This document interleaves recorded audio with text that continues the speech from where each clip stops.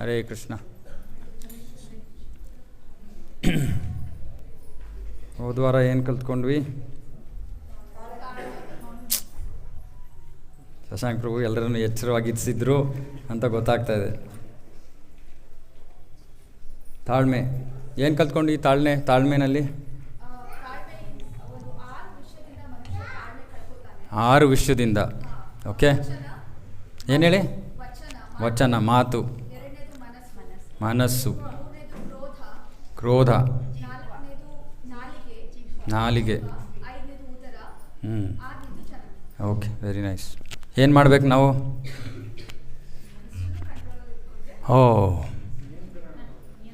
ಹೇಳ್ಕೊಟ್ರೆ ಹೇಗೆ ಕಂಟ್ರೋಲ್ ಮಾಡೋದು ಅಂತ? ಹೇಗೆ ಕಂಟ್ರೋಲ್ ಮಾಡೋದು? ಹಾಂ, ಏನೋ ಸ್ವಲ್ಪ ಜೋರಾಗಿ ಹೇಳಿ. ನಿಯಂತ್ರಣ ಮಾಡಬೇಕು ಅಂತ ಸೀಕ್ರೆಟಾಗಿ ಹೇಳಿದ್ರೆ ಹರೇ ಕೃಷ್ಣ ಮಹಾಮಂತ್ರ ಜೋರಾಗಿ ಹೇಳಿ. ಹರೇ ಕೃಷ್ಣ ಹರೇ ಕೃಷ್ಣ ಕೃಷ್ಣ ಕೃಷ್ಣ ಹರೇ ಹರೇ, ಹರೇ ರಾಮ ರಾಮ ರಾಮ ಹರೇ ಹರೇ. ಎಷ್ಟು ಜನ ಶುರು ಮಾಡಿದ್ರಿ ಜಪ ಮಾಡೋಕ್ಕೆ ದಿನ? ಹೋದ ಕ್ಲಾಸ್ ಆದಮೇಲೆ ಅವ್ರು ಅಷ್ಟು ಚೆನ್ನಾಗಿ ಹೇಳ್ಕೊಟ್ಟಿದ್ದಾರೆ ಇಷ್ಟು 6 ವಿಷಯಗಳನ್ನ ನಿಯಂತ್ರಿಸಬೇಕು ಅಂತ. ಭಗವದ್ಗೀತಾ, ನಾವು ಅದಕ್ಕೆ ಹೇಳೋದು, ಭಗವದ್ಗೀತಾ ಅಂದರೆ ಇಲ್ಲಿ ನಾವು ಏನು ಕಲ್ತ್ಕೋತಾ ಇದ್ದೀವೋ ಅದನ್ನು ಜೀವನದಲ್ಲಿ ಅಳವಡಿಸ್ಕೊಳ್ಳೋಕ್ಕೆ ಪ್ರಯತ್ನ ಮಾಡಬೇಕು.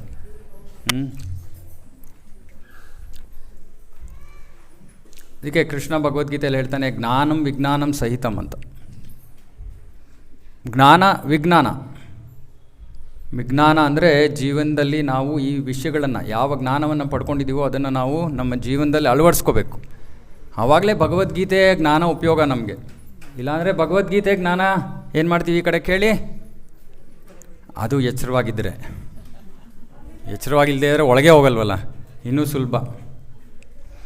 ಸೊ ಹಾಗಾಗಿ ಇದನ್ನು ನಾವು ನಮ್ಮ ಜೀವನದಲ್ಲಿ ಅಳವಡಿಸ್ಕೊಳ್ಳೋಕ್ಕೆ ನಾವು ಪ್ರಯತ್ನ ಮಾಡಬೇಕು. ತಾಳ್ಮೆ ನಮ್ಮ ಜೀವನದಲ್ಲಿ, ಆಧ್ಯಾತ್ಮಿಕ ಜೀವನದಲ್ಲಿ ಅಂತ ಹೇಳೋಕ್ಕಾಗಲ್ಲ, ಸಾಮಾನ್ಯ ಜೀವನದಲ್ಲಿ ಯಾವ ಮನುಷ್ಯನಿಗೆ ತಾಳ್ಮೆ ಇಲ್ವೋ ಅವನು ಜೀವನದಲ್ಲಿ ಸಾಕಷ್ಟು ದುಃಖವನ್ನು ಅನುಭವಿಸ್ತಾನೆ. ಯಾವುದೇ ವಿಷಯ ಇರಲಿ, ಯಾವುದೇ ವಿಷಯ ತಗೊಳ್ಳಿ ನೀವು. ಸರಳವಾದದ್ದು ಒಂದು, ನಮಗೆ ತಲೆನೋವು ಬಂದರೆ ನಮಗೆ ತಾಳ್ಮೆ ಇದ್ದರೆ ಆ ತಲೆನೋವನ್ನು ತಡ್ಕೋಬೋದು. ಆದರೆ ನಾವೇನು ಮಾಡ್ತೀವಿ, ನಮಗೆ ಎಲ್ಲ ಏನು ಫಾಸ್ಟ್ ಫುಡ್ ಜನ್ರೇಷನ್. ನಾವು ಫಾಸ್ಟ್ ಫುಡ್ ಜನ್ರೇಷನ್ ಅಂದರೆ ಎಲ್ಲ ಬೇಗ ಆಗಬೇಕು. ತಲೆನೋವು ಬಂದ ತಕ್ಷಣ ಏನಿದೆ? ಕ್ರೋಸಿನ್. ಅವಾಗೇನಾಗುತ್ತೆ, ತಡ್ಕೊಳ್ಳೋ ಶಕ್ತಿನೇ ಹೊಟ್ಟೋಗ್ಬಿಡುತ್ತೆ. ಮೊನ್ನೆ ನಾವು ನಮ್ಮ ಗುರುಗಳ ವ್ಯಾಸ ಪೂಜೆ ಇತ್ತು, ತಿರುಪತಿಗೆ ಹೋಗಿದ್ವಿ. ಸೊ ಅಲ್ಲಿ ಯಾರೋ ಅಮೇರಿಕಾಯಿಂದ ಒಬ್ಬರು ಬಂದಿದ್ದರು ಭಕ್ತರು. ಅವ್ರು ಹೇಳ್ತಾಯಿದ್ರು, ಸೊ ಅಲ್ಲಿ ಕೆಳಗಡೆ ಪದ್ಮಾವತಮ್ಮ ದೇವಸ್ಥಾನಕ್ಕೆ ದರ್ಶನಕ್ಕೆ ಹೋಗಿದ್ವಿ. ಸೊ ಎಷ್ಟು 1-1.5 ಗಂಟೆ ಕಾಲ ಆಯಿತು, ಲೈನಲ್ಲಿ ನಿಂತಿದ್ವಿ. ಸೊ ಅವರು ಹೇಳ್ತಾಯಿದ್ರು, ಭಾರತೀಯರಿಗೆ ಬಹಳ ತಾಳ್ಮೆ. ಅವ್ರು ಹೇಳ್ತಾ ಇದ್ದಾರೆ, ಭಾರತೀಯರಿಗೆ ಬಹಳ ತಾಳ್ಮೆ.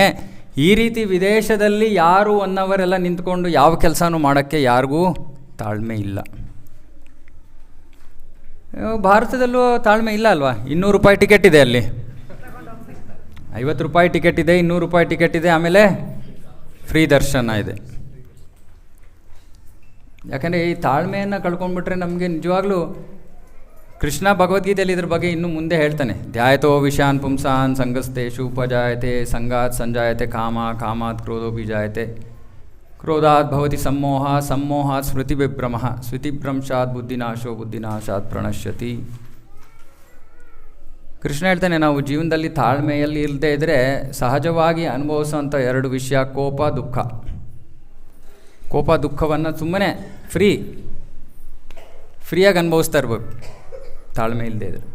ಸೊ ಹಾಗಾಗಿ ನಾನು ಹೇಳೋದು, ಇಡೀ ಭಗವದ್ಗೀತೆಯಲ್ಲಿ ಈ ತಾಳ್ಮೆಯೇ ಎಲ್ಲಕ್ಕಿಂತ ಮುಖ್ಯವಾದ ಉಪದೇಶ. ಆದರೆ ಇದು ಬಹಳ ಕಠಿಣ, ಬಹಳ ಕಠಿಣ. ಅದಕ್ಕೆ ಸ್ವಲ್ಪ ತಾಳ್ಮೆಯಿಂದ ಸಾಧನೆಯನ್ನು ಮಾಡಬೇಕು. ಏನಾಯ್ತಪ್ಪ ಅವ್ರಿಗೆ ತಾಳ್ಮೆ ಇಲ್ಲ, ಅವ್ರಿಗೆ ಅವ್ರಿಗೇನೋ ಬೇಕಂತೆ ಪ್ಲೇಟ್, ಇವಾಗಲೇ ಪ್ರಸಾದ ಬೇಕು ಅಂತ ಕೇಳ್ತಾ ಇದ್ದಾರೆ ಅವ್ರು. ಇನ್ನೂ ಟೈಮ್ ಇದೆಯಾ ಇರಪ್ಪ, ಪ್ಲೇಟೇ ಚೋರ್ಸೋಕ್ಕೆ ಶುರು ಮಾಡಿದ್ರೆ ಯಾರು ಕೇಳಿಸ್ಕೊಳ್ಳೋದೇ ಇಲ್ಲ ಆಮೇಲೆ. ಓಕೆ, ಸೊ ಇವತ್ತು ಮುಂದುವರಿಸ್ತಾ ಇದ್ದೀವಿ. 2ನೇ ಅಧ್ಯಾಯದಲ್ಲಿ ಸುಮಾರು ಅರ್ಧದಷ್ಟು ಮುಗಿಸಿದ್ದೀವಿ ನಾವು ಇವಾಗ. 2ನೇ ಅಧ್ಯಾಯವನ್ನು ಭಗವದ್ಗೀತೆ ಸಾರ ಅಂತ ಹೇಳ್ತಾರೆ. 2ನೇ ಅಧ್ಯಾಯ ಇಡೀ ವಿಷಯ ಕೃಷ್ಣ ಭಗವದ್ಗೀತೆಯಲ್ಲಿ ಏನು ಕೊಟ್ಟಿದ್ದಾನೋ ಅದನ್ನು ಸಾರಾಂಶ ರೂಪದಲ್ಲಿ 2ನೇ ಅಧ್ಯಾಯದಲ್ಲಿ ಹೇಳ್ಬಿಟ್ಟಿದ್ದಾನೆ. ಆಮೇಲೆ ಅದನ್ನು ಸ್ವಲ್ಪ ವಿಸ್ತರಿಸ್ತಾನೆ ಅಷ್ಟೇ, ಯಾಕಂದರೆ ಅವನು ಹೇಳೋದೆಲ್ಲ ನಮಗೆ ಅಷ್ಟು ಸುಲಭವಾಗಿ ತಲೆಗೆ ಹೋಗಲ್ಲ.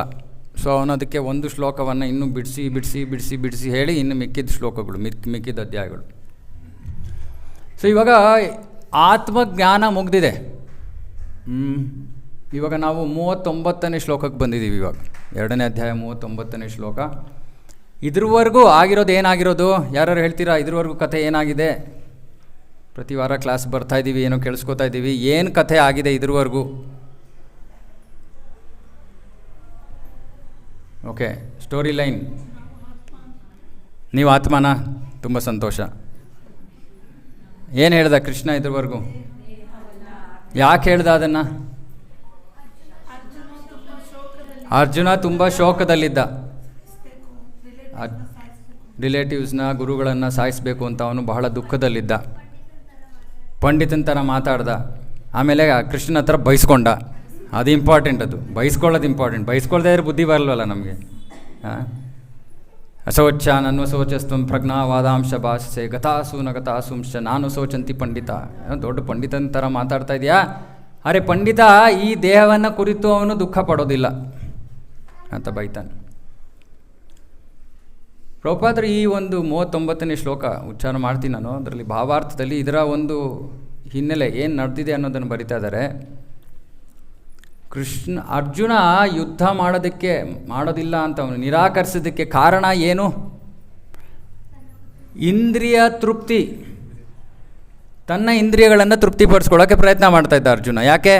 ಎಲ್ಲರೂ ಇದ್ರೆ ಸಂತೋಷವಾಗಿರ್ಬೋದಲ್ಲ, ರಿಲೇಟಿವ್ಸ್ ಎಲ್ಲ ಇದ್ರೆ ಚೆನ್ನಾಗಿರುತ್ತಲ್ವ. ಇವಾಗ ಹಬ್ಬ ಬಂತು, ಎಲ್ಲರೂ ಬಂದರು, ಎಲ್ಲರೂ ಸೇರಿಕೊಂಡ್ರು, ಚೆನ್ನಾಗಿರುತ್ತೆ. ಸೊ ಅರ್ಜುನ ಏನು ಅವ್ನು ಕೇಳಿದ್ರಲ್ಲಿ ಏನು ತಪ್ಪಿದೆ? ಅರ್ಜುನ ಹೇಳ್ದ, ನಾನು ನನ್ನ ಸಂಬಂಧಿಕರ ಜೊತೆ ಇರ್ತೀನಿ, ಸಂತೋಷ ಅನುಭವಿಸ್ತೀನಿ. ಇವಾಗ ಇವರೆಲ್ಲ ಸತ್ತೋಗ್ಬಿಟ್ರೆ ಯಾರ ಜೊತೆ ಸಂತೋಷ ಅನುಭವಿಸ್ಲಿ? ಹಾಗಾಗಿ ನಾನು ಕೊಲ್ಲಲ್ಲ. ಸೊ ಹಾಗಾಗಿ ಅರ್ಜುನನ ಉದ್ದೇಶ ತನ್ನ ಸ್ವಾರ್ಥವಾಗಿತ್ತು. ಅರ್ಜುನ ಅಂತ ವ್ಯಕ್ತಿ ಅಲ್ಲ, ನಮ್ಮಂಥವ್ರು ನಮ್ಮ ಜೀವನ ಹೇಗಿದೆ ಅಂತ ತೋರಿಸೋದಕ್ಕೆ ಕೃಷ್ಣ ಅವನನ್ನು ಸ್ವಲ್ಪ ಸಮಯಕ್ಕೆ ಆ ಸ್ಥಿತಿಯಲ್ಲಿ ಇರಿಸ್ದ. ಯಾಕಂದರೆ ಅರ್ಜುನ ಮುಂಚೆನೇ ನಾವು 1ನೇ ಅಧ್ಯಾಯದಲ್ಲಿ ಇದನ್ನು ಓದಿದ್ವಿ, ಗುಡಾಕೇಶ ಅಂತ. ಗುಡಾಕೇಶ ಅಂದರೆ ನಿದ್ದೆ ಮತ್ತು ಅಜ್ಞಾನವನ್ನು ಜಯಿಸಿರೋನಂತೆ ಅರ್ಜುನ. ನಿದ್ದೆ ಮತ್ತು ಅಜ್ಞಾನವನ್ನು ಜಯಿಸಿದವನು. ಹಾಗಾಗಿ ಅಜ್ಞಾನವನ್ನು ಜಯಿಸಿರೋನು ಈ ರೀತಿ ಅಂಧಕಾರದಲ್ಲಿ ಬೀಳೋದಿಲ್ಲ. ಈ ಸಂಬಂಧ, ಈ ಬಾಂಧವ್ಯ, ಇದರ ಈ ಬಾವಿಗೆ ಬೀಳೋದಿಲ್ಲ ಅವನು. ಆದರೆ ಕೃಷ್ಣ ಅವನನ್ನು ಬೀಳಿಸ್ತಾನೆ. ಯಾಕೆ? ನಾನು ಮುಂಚೆನೂ ಹೇಳಿದ್ದೀನಿ, ಸೊಸೆಗೆ ಅತ್ತೆ ಯಾವ ರೀತಿ ಹೇಳ್ಕೊಡ್ತಾಳೆ ಪಾಠ? ಮಗಳ ಮೂಲಕ ಅಂತ ಶಾಸ್ತ್ರದಲ್ಲಿ ಹೇಳ್ತಾರೆ. ಇವತ್ತಿನ ಕಾಲದಲ್ಲಿ ಇಬ್ಬರು ಗ್ಲೌವ್ ಇಟ್ಕೊಂಡು ನಿಂತಿರ್ತಾರೆ, ಬಾಕ್ಸಿಂಗ್ ಗ್ಲೌಸ್. ಸೊ ಅದೇ ರೀತಿ ಕೃಷ್ಣ ತನ್ನ ಭಕ್ತರ ಮೂಲಕ ಇಡೀ ಜಗತ್ತಿಗೆ ಹೇಳ್ಕೊಡ್ತಾನೆ. ಬಹಳ ಯೋಗ್ಯ. ಕೃಷ್ಣನ ಜೊತೆ ನಾವು ವ್ಯವಹರಿಸ್ಬೇಕಂದ್ರೆ ಅವನಷ್ಟೇ ಪರಿಶುದ್ಧವಾಗಿರೋರ ಜೊತೆ ಮಾತ್ರ ಕೃಷ್ಣ ವ್ಯವಹರಿಸೋದು. ಅರ್ಜುನ ಅಂಥವನು. ಅರ್ಜುನನ ಜೊತೆ ಕೃಷ್ಣ ಮಲ್ಕೊಂಡಿರ್ತಾ ಇದ್ದ, ಊಟ ಮಾಡ್ತಾ ಇದ್ದ, ಮಾತಾಡ್ತಾ ಇದ್ದ. ಇಂಥ ವ್ಯಕ್ತಿ ಅವನು ನಿಮ್ಮ ಥರ ಅಂಧಕಾರದಲ್ಲಿರೋ ಅಜ್ಞಾನಿ ಅಲ್ಲ ಅವನು. ಅರೆ ಕೃಷ್ಣ ಅವನನ್ನು ಆ ಸ್ಥಿತಿಯಲ್ಲಿ ಹಾಕಬೇಕಾಯ್ತು, ಇಲ್ಲಾಂದರೆ ನಮಗೆ ಭಗವದ್ಗೀತಾ ಬರ್ತಾ ಇರಲಿಲ್ಲ. ನಮ್ಮ ಜೀವನದಲ್ಲಿ ನಾವು ಅಜ್ಞಾನದಿಂದ ಮೇಲೆ ಹೇಳೋದು ಹೇಗೆ ಅನ್ನೋದು ಗೊತ್ತಾಗ್ತಾ ಇರಲಿಲ್ಲ. ಸೊ ಅರ್ಜುನನನ್ನು ತಾತ್ಕಾಲಿಕವಾಗಿ ಟೆಂಪ್ರರಿಯಾಗಿ ಕೃಷ್ಣ ಅಜ್ಞಾನದಲ್ಲಿ ಬೀಳಿಸ್ದ. ಅಜ್ಞಾನ ಏನು? ಈ ದೇಹಕ್ಕೆ ಸಂಬಂಧಿತವಾದ ಸಂತೋಷ. ಅರ್ಜುನನ ಅಜ್ಞಾನ ಏನು? ದೇಹಕ್ಕೆ ಸಂಬಂಧಿತವಾಗಿದ್ದ ಸಂತೋಷ. ಸೊ ಹಾಗಾಗಿ ಅವನು ಆ ಅಜ್ಞಾನದಲ್ಲಿ ಬಿದ್ದಿದ್ರೂ ಕೂಡ ಅವನು ಬಹಳ ದೊಡ್ಡ ಪಂಡಿತನಂತೆ ಬಹಳ ವಾದವನ್ನು ಹೊಡ್ತಾನೆ ಅಲ್ವಾ. ನಾವು ಪುಸ್ತಕ ವಿತರಣೆ ಮಾಡೋಕ್ಕೆ ಹೋದಾಗ ಎಲ್ಲರೂ ತಾವೇ ಪಂಡಿತರಂತೆ ಮಾತಾಡ್ತಾರೆ, ನಮಗೆಲ್ಲ ಗೊತ್ತು ಅಂತ. ಅರ್ಜುನನ ಸ್ಥಿತಿ ಇರೋದು ದುಃಖದಲ್ಲೇ, ಎಲ್ಲರೂ ಇರೋದೇ ದುಃಖದಲ್ಲೇ. ಇಲ್ಲಿ ಯಾರನ್ನೂ ಕೇಳಲೇಬೇಕಲ್ಲ ನಾನು, ಯಾರು ದುಃಖದಲ್ಲಿ ಇಲ್ವಾ ಅಂತ ಕೇಳೋ ಪ್ರಶ್ನೆನೇ ಬೇಡ. ಯಾವಾಗಲೂ ಅಲ್ಪ, ಎಷ್ಟು ಸಮಯ ದುಃಖದಲ್ಲಿದ್ದೀವಿ ಅನ್ನೋ ಪ್ರಶ್ನೆ ಅಷ್ಟೇ. ಸೊ ಅರ್ಜುನ ದುಃಖದಲ್ಲಿದ್ದು ಅವನು ಶ್ರವಣ ಮಾಡೋಕ್ಕೆ ಇನ್ನೂ ಸಿದ್ಧನಾಗಿರಲಿಲ್ಲ, ಉಪದೇಶ ಕೇಳೋಕ್ಕೆ ಸಿದ್ಧನಾಗಿರಲಿಲ್ಲ. ಅದಕ್ಕಿಂತ ಮುಂಚೆ ಬೇಕಾದಷ್ಟು ವಾದಗಳನ್ನು ಓಡ್ತಾನೆ. ಆದರೆ ಅರ್ಜುನ ತುಂಬ ಬುದ್ಧಿವಂತ, ಅಂತಿಮವಾಗಿ ಮತ್ತೆ ಹೃದಯದಲ್ಲಿ ಬಹಳ ಪರಿಶುದ್ಧನಾದವನು. ಅವನಿಗೆ ತನಗೇ ಗೊತ್ತಾಯಿತು, ಅಯ್ಯೋ ನಾನು ಏನೋ ಸುಮ್ಮನೆ ದೊಡ್ಡ ಪಂಡಿತನ ಥರ ಮಾತಾಡ್ತಾ ಇದ್ದೀನಿ, ಆದರೆ ನಿಜವಾಗ್ಲೂ ನನಗೆ ಗೊತ್ತಿಲ್ಲ, ನಾನು ಈ ದುಃಖದಿಂದ ಹೊರಗೆ ಬರೋಕ್ಕೆ ನನಗೆ ಮಾರ್ಗ ಗೊತ್ತಿಲ್ಲ ಅಂದ್ಬಿಟ್ಟು ಕೃಷ್ಣನಿಗೆ ಶರಣಾಗತನಾಗ್ತಾನೆ. 2ನೇ ಅಧ್ಯಾಯ 7ನೇ ಶ್ಲೋಕ. ಕಾರ್ಪಣ್ಯ ದೋಷೋಪಹತ ಸ್ವಭಾವ ಪೃಚ್ಛಾಮಿ ತ್ವಾಂ ಧರ್ಮ ಸಮೂಢ ಚೇತ ಯಶ್ರೇಯಸ್ಯಾನ್ ನಿಶ್ಚಿತಂ ಬ್ರೂಹಿ ತನ್ಮೇ ಶಿಷ್ಯಸ್ತೇಹಂ ಶಾತಿ ಮಾಂ ತ್ವಾಂ ಪ್ರಪನ್ನಂ. ನಾನು ನಿನ್ನ ಶಿಷ್ಯನಾಗಿದ್ದೀನಿ ಕೃಷ್ಣ, ನನಗೆ ಉಪದೇಶ ನೀಡು, ಸಲಹೆ ಕೊಡಬೇಡ, ಉಪದೇಶ ನೀಡು, ನಾನು ಅದನ್ನು ಪಾಲಿಸ್ತೀನಿ. ಸೊ ಹಾಗಾಗಿ ಮೊದಲ ಜ್ಞಾನ ಕೃಷ್ಣ ಕೊಟ್ಟಿದ್ದು ಅರ್ಜುನನಿಗೆ ಆತ್ಮ ಜ್ಞಾನ. ನೀನು ಯಾರು? ನೀನು ಈ ದೇಹ ಅಲ್ಲ, ಆತ್ಮ. ಸೊ ಅದ್ರ ಬಗ್ಗೆ ನಾವು ಸಾಕಷ್ಟು ವಿಷಯಗಳನ್ನು ಕೇಳಿದ್ವಿ. ಇಷ್ಟು ದಿನ ಹೆಚ್ಚು ಕಡಿಮೆ ನಾವು ನಾನು ದೇಹ ಅಲ್ಲ ಆತ್ಮ ಅನ್ನೋ ವಿಷಯನೇ ಕೇಳಿದ್ವಿ. ಈ ದೇಹ ಅಲ್ಲ ಆತ್ಮ ಅನ್ನೋ ವಿಷಯ ಶುರು ಮಾಡಿದ ತಕ್ಷಣ ಮೊದಲು ಕೃಷ್ಣ ಅರ್ಜುನನಿಗೆ ಹೇಳ್ತಾನೆ, ನೀನು ದೇಹ ಅಲ್ಲ, ನೀನು ಆತ್ಮ, ಆದರೆ ನಿನಗೆ ದೇಹ ಸಿಕ್ಕಿಬಿಟ್ಟಿದೆ, ನಿನಗೆ ದೇಹ ಸಿಕ್ಕಿಬಿಟ್ಟಿದೆ. ಈ ದೇಹ ಸಿಕ್ಕಿರುವಾಗ ಅಥವಾ ದೇಹದಲ್ಲಿ ನೀನು ಇರುವಾಗ ಏನು ಮಾಡ್ಬೇಕು ನೀನು? ಈ ದೇಹ ಶರೀರ ವ್ಯಾಧಿ ಮಂದಿರ ಅಂತ ಶಾಸ್ತ್ರ ಹೇಳುತ್ತೆ. ವ್ಯಾಧಿ ಮಂದಿರ, ವ್ಯಾಧಿ ಅಂದರೆ ರೋಗ,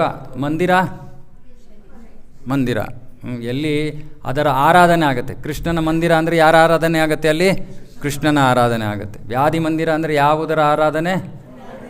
ರೋಗ ದುಃಖದ ಆರಾಧನೆ. ಈ ದೇಹ ನಾವು ಎಷ್ಟೇ ಪ್ರಯತ್ನ ಮಾಡಿದ್ರೂ ಅದರಿಂದ ತಪ್ಪಿಸ್ಕೊಳ್ಳೋಕ್ಕಾಗಲ್ಲ. ಹೌದು, ಹಿಂದಿನ ಜನ್ಮದಲ್ಲಿ ಒಳ್ಳೆ ಪುಣ್ಯ ಕಾರ್ಯಗಳನ್ನು ಮಾಡಿದರೆ ಜೀವನ ಸ್ವಲ್ಪ ಸುಖಮಯವಾಗಿರಬಹುದು.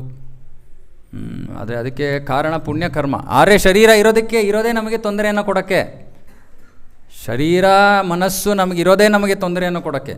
ಯಾಕೆಂದರೆ ನಾವು ಆತ್ಮ, ನಾವು ಕೆಟ್ಟ ಕೆಲಸಗಳನ್ನು ಮಾಡಿದ್ದೀವಿ ಹಿಂದಿನ ಜನ್ಮದಲ್ಲಿ, ಅದಕ್ಕೆ ಶಿಕ್ಷೆ ಅನುಭವಿಸ್ಬೇಕು. ಅದು ಬರೋದು ಹೇಗೆ? ದೇಹ ಮನಸ್ಸಿನ ಮೂಲಕ.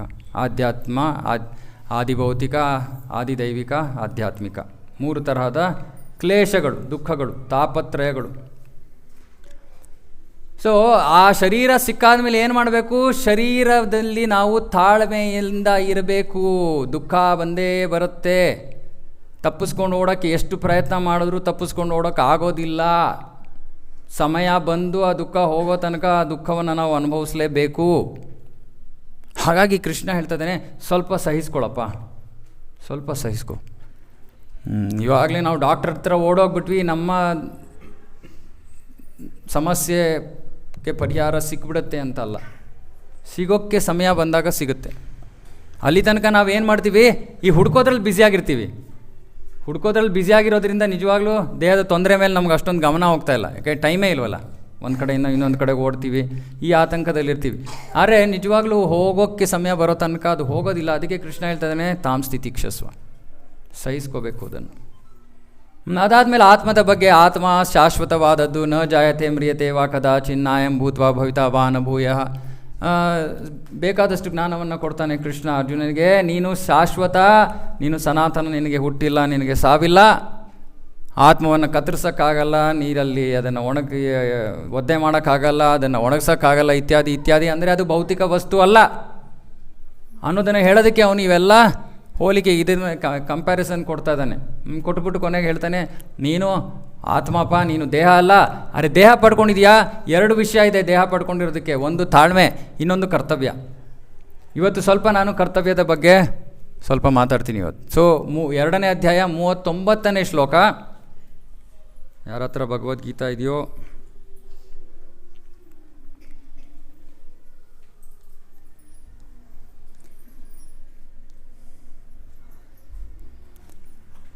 ಯೇಷಾ ತೇ ವಿಹಿತಾ ಸಾಂಖ್ಯೇ ಬುದ್ಧಿರ್ಯೋಗೇ ತ್ವಿಮಾಂ ಶೃಣು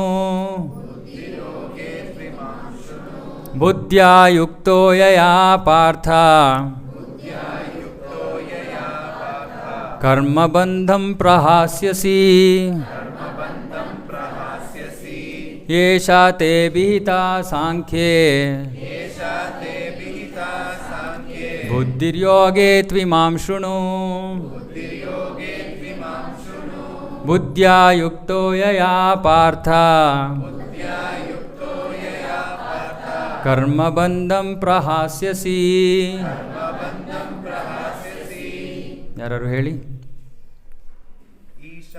ಏಷ ಏಷ ಏಷಾ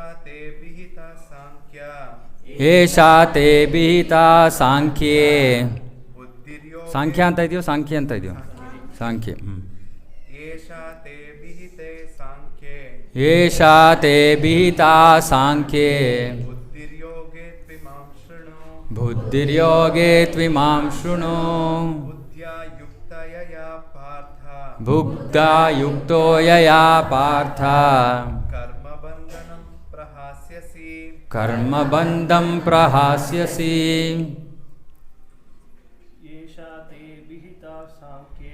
ಏಷಾ ತೇ ವಿಹಿತಾ ಸಾಂಖ್ಯೇ ಬುದ್ಧಿಯೋಗೇ ತ್ವಿಮಾಂ ಶೃಣು. ಬುದ್ಧ್ಯಾ ಯುಕ್ತೋ ಯಯಾ ಪಾರ್ಥ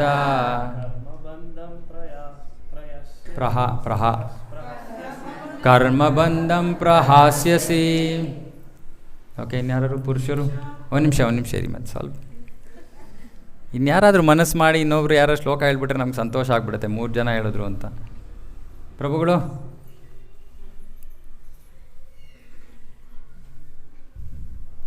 ಓಕೆ, ಪ್ರಸಾದ ಎಲ್ಲ ಅರ್ಧ ಕಟ್ಟಿ ಇವತ್ತು. ಓಕೆ, ಮಾತಾಜಿಯವರು.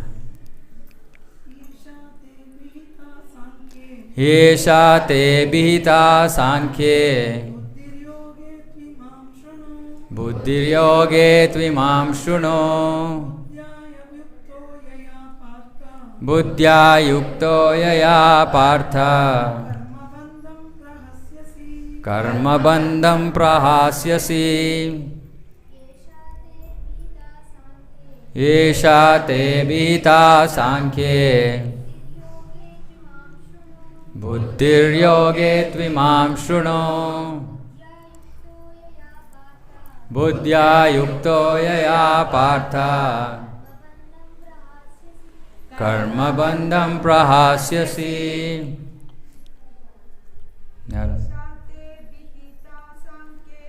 ಏಷಾ ತೇ ವಿಹಿತಾ ಸಾಂಖ್ಯೇ ಬುದ್ಧಿರ್ಯೋಗೇ ತ್ವಿಮಾಂ ಶೃಣು. ಬುದ್ಧ್ಯಾ ಯುಕ್ತೋ ಯಯಾ ಪಾರ್ಥ ಕರ್ಮಬಂಧಂ ಪ್ರಹಾಸ್ಯಸಿ. ಯಾರಾದರೂ? ಓಕೆ. ಸೊ ಕೃಷ್ಣ ಇಲ್ಲಿ ಹೇಳ್ತಾ ಇದ್ದಾನೆ, ಏಷಾ ತೇ ಅಭಿಹಿತ ಸಾಂಖ್ಯೆ. ಅಭಿಹಿತ ಅಂದರೆ ವರ್ಣಿಸಲ್ಪಟ್ಟಿರುವಂಥದ್ದು. ಇದುವರೆಗೂ ನಾನು ಸಾಂಖ್ಯ ಅನ್ನೋ ಜ್ಞಾನವನ್ನು ಕೊಟ್ಟಿದ್ದೀನಿ. ಕೃಷ್ಣ ಅರ್ಜುನಿಗೆ ಹೇಳ್ತಾನೆ, ಇದರ ತನಕ ನಾನು ಸಾಂಖ್ಯ ಅನ್ನೋ ಒಂದು ಜ್ಞಾನವನ್ನು ಕೊಟ್ಟಿದ್ದೀನಿ. ಬುದ್ಧಿರ್ಯೋಗೇ ತ್ವಿಮಾಂ ಶೃಣು. ಇವಾಗ ಅದೇ ವಿಷಯವನ್ನು ನಿನಗೆ ಬುದ್ಧಿಯೋಗ ಅನ್ನೋ ಒಂದು ವಿಚಾರದಲ್ಲಿ ತಿಳಿಸ್ತೀನಿ. ಬುದ್ಧಿರ್ಯೋಗೇ ತ್ವಿಮಾಂ ಶೃಣು. ಏನಾಗುತ್ತೆ? ಬುದ್ಧ್ಯಾ ಯುಕ್ತೋ ಯಯಾ ಪಾರ್ಥ. ಯಾವಾಗ ನಾವು ಬುದ್ಧಿಯನ್ನು ಯುಕ್ತ ಅಂದರೆ ಭಗವಂತನ ಜೊತೆ, ಭಗವಂತನ ಸಂಬಂಧದಲ್ಲಿ ಬುದ್ಧಿಯನ್ನು ಜೋಡಿಸ್ತೀವೋ ಅಥವಾ ಸೇರಿಸ್ತೀವೋ ಅಥವಾ ಸಂಬಂಧಿತವಾಗಿ ನಾವು ಬುದ್ಧಿಯನ್ನು ಉಪಯೋಗಿಸ್ತೀವೋ, ಏನಾಗುತ್ತೆ? ಕರ್ಮಬಂಧಂ ಪ್ರಹಾಸ್ಯಸಿ. ಕರ್ಮಬಂಧನ ನಾಶವಾಗೋಗುತ್ತೆ. ಕರ್ಮಬಂಧನ ಅಂದ್ರೇನು? ಕನ್ನಡದಲ್ಲಿ ಕೇಳಿದ್ದಕ್ಕೆ ಇಂಗ್ಲೀಷಲ್ಲಿ ಉತ್ತರ ಕೊಟ್ಟರೆ ತಿರ್ಗಾ ನಾನು ಕನ್ನಡದಲ್ಲಿ ಕೇಳ್ತೀನಿ. ಅದಕ್ಕೆ ಅರ್ಥ ಏನು? ಕರ್ಮಬಂಧನ ಅಂದರೆ ಏನು? ಏನಾಗತ್ತೆ ಅದರಿಂದ? ಮುಕ್ತಿ ಸಿಗಲ್ಲ ಅಂದರೆ ಏನಾಗತ್ತೆ? ಇಲ್ಲೇ ಸಿಕ್ಕಾಕೊಂಡಿದ್ದೀವಿ ಅಷ್ಟೇ. ಇಲ್ಲೇ ಸುಖ ದುಃಖ ಅನುಭವಿಸೋದು ಕರ್ಮಬಂಧನ ಅಂದರೆ ಈ ಭೂಲೋಕದಲ್ಲಿ ಅಥವಾ ಈ ಭೌತಿಕ ಜಗತ್ತಿನಲ್ಲಿ ಸುಖ ದುಃಖಗಳನ್ನು ಅನುಭವಿಸ್ಕೊಂಡು ಸಿಕ್ಕಾಕೊಂಡಿರೋದು. ಯಾಕೆ? ಯಾರೂ ಇಲ್ಲಿಂದ ತಪ್ಪಿಸ್ಕೊಂಡು ಓಡೋಕ್ಕಾಗಲ್ಲ. ತಪ್ಪಿಸ್ಕೊಂಡು ಓಡೋಗೋಕ್ಕೆ ಯಾರಿಗೂ ಆಗಲ್ಲ. ಸಿಕ್ಕಾಕೊಂಡಿದ್ದೀವಿ. ಇದು ಜೈಲ್. ಇದಕ್ಕೆ ಈ ಜೈಲಲ್ಲಿ ಸಿಕ್ಕಾಕೊಂಡಿರೋದಕ್ಕೆ ಕಾರಣ ಏನು? ಕರ್ಮ. ನಾವು ಮಾಡಿರೋಂಥ ಕರ್ಮ ಅಥವಾ ಮಾಡ್ತಾ ಇರೋವಂಥ ಕರ್ಮ ಅಥವಾ ಭವಿಷ್ಯದಲ್ಲಿ ಮಾಡೋವಂಥ ಕರ್ಮ. ಈ ಕರ್ಮದಿಂದ ಬಂಧನ ಆಗತ್ತೆ. ಪುನರಪಿ ಜನನಂ ಪುನರಪಿ ಮರಣಂ ಪುನರಪಿ ಜನನಿ ಜಠರೇ ಶಯನಂ. ಸೊ ಕೃಷ್ಣ ಹೇಳ್ತಾ ಇದ್ದಾನೆ, ಬುದ್ಧಿಯೋಗದಲ್ಲಿ ಕೆಲಸ ಮಾಡಿದ್ರೆ ಏನಾಗುತ್ತೆ? ಕರ್ಮ ಬಂಧನ ನಾಶವಾಗೋಗುತ್ತೆ. ಕರ್ಮಬಂಧನ ನಾಶವಾಗುತ್ತೆ ಅಂದ್ರೇನು? ಜನ್ಮ ಜನ್ಮಾಂತರಗಳಲ್ಲಿ ನಾವು ಮಾಡಿರುವಂತಹ ಪಾಪ ಪುಣ್ಯದ ಫಲಗಳ ರಾಶಿ ಇದೆ. ರಾಶಿ. ನಾನು ಮುಂಚೆನೇ ಹೇಳಿದ್ನಲ್ಲ, ನಾವೆಲ್ಲ ಕೋಟ್ಯಾಧಿಪತಿಗಳು. ಭೌತಿಕವಾಗಿದ್ದೀವೋ ಇಲ್ವೋ ಗೊತ್ತಿಲ್ಲ, ಕರ್ಮಫಲದ ಸಂಗ್ರಹದಲ್ಲಿ ನಾವೆಲ್ಲ ಕೋಟ್ಯಾಧಿಪತಿಗಳು. ಅದನ್ನು ನಾವು ಸಂಗ್ರಹ ಮಾಡಿರುವಂಥ ಪಾಪ ಪುಣ್ಯ, ಅದು ಈ ಪಾಪ ಪುಣ್ಯ ಹೇಗೆ, ಎರಡೂ ಬೇರೆ ಬೇರೆ ರಾಶಿ. ಪಾಪ ಮಾಡಿದ್ವಿ ಪುಣ್ಯ ಮಾಡಿದ್ವಿ, ಸರಿ ಪಾಪ ಸ್ವಲ್ಪ ಕಡಿಮೆ ಆಗಿಬಿಡುತ್ತಾ? ಇಲ್ಲ, ಪಾಪದ ರಾಶಿ ಅದ್ರ ಪಾಡಿಗಿದೆ, ಪುಣ್ಯದ ರಾಶಿ ಅದ್ರ ಪಾಡಿಗಿದೆ, ಎರಡನ್ನೂ ಅನುಭವಿಸ್ಬೇಕು. ಪಾಪದ ರಾಶಿಯನ್ನು ನಾವು ಕಷ್ಟವಾಗಿ ಅನುಭವಿಸ್ತೀವಿ, ಪುಣ್ಯದ ರಾಶಿಯನ್ನು ಸುಖವಾಗಿ ಅನುಭವಿಸ್ತೀವಿ. ಆಮೇಲೆ ಅದು ಕ್ರಮೇಣವಾಗಿ ಕ್ಷೀಣಿಸುತ್ತೆ, ಕಡಿಮೆ ಆಗ್ತಾ ಬರುತ್ತೆ. ಆದರೆ ಕಡಿಮೆ ಆಗ್ತಾ ಆಗ್ತಾ ನಾವು ಜೊತೆಗೆ ಏನು ಮಾಡ್ತಾಯಿದ್ದೀವಿ?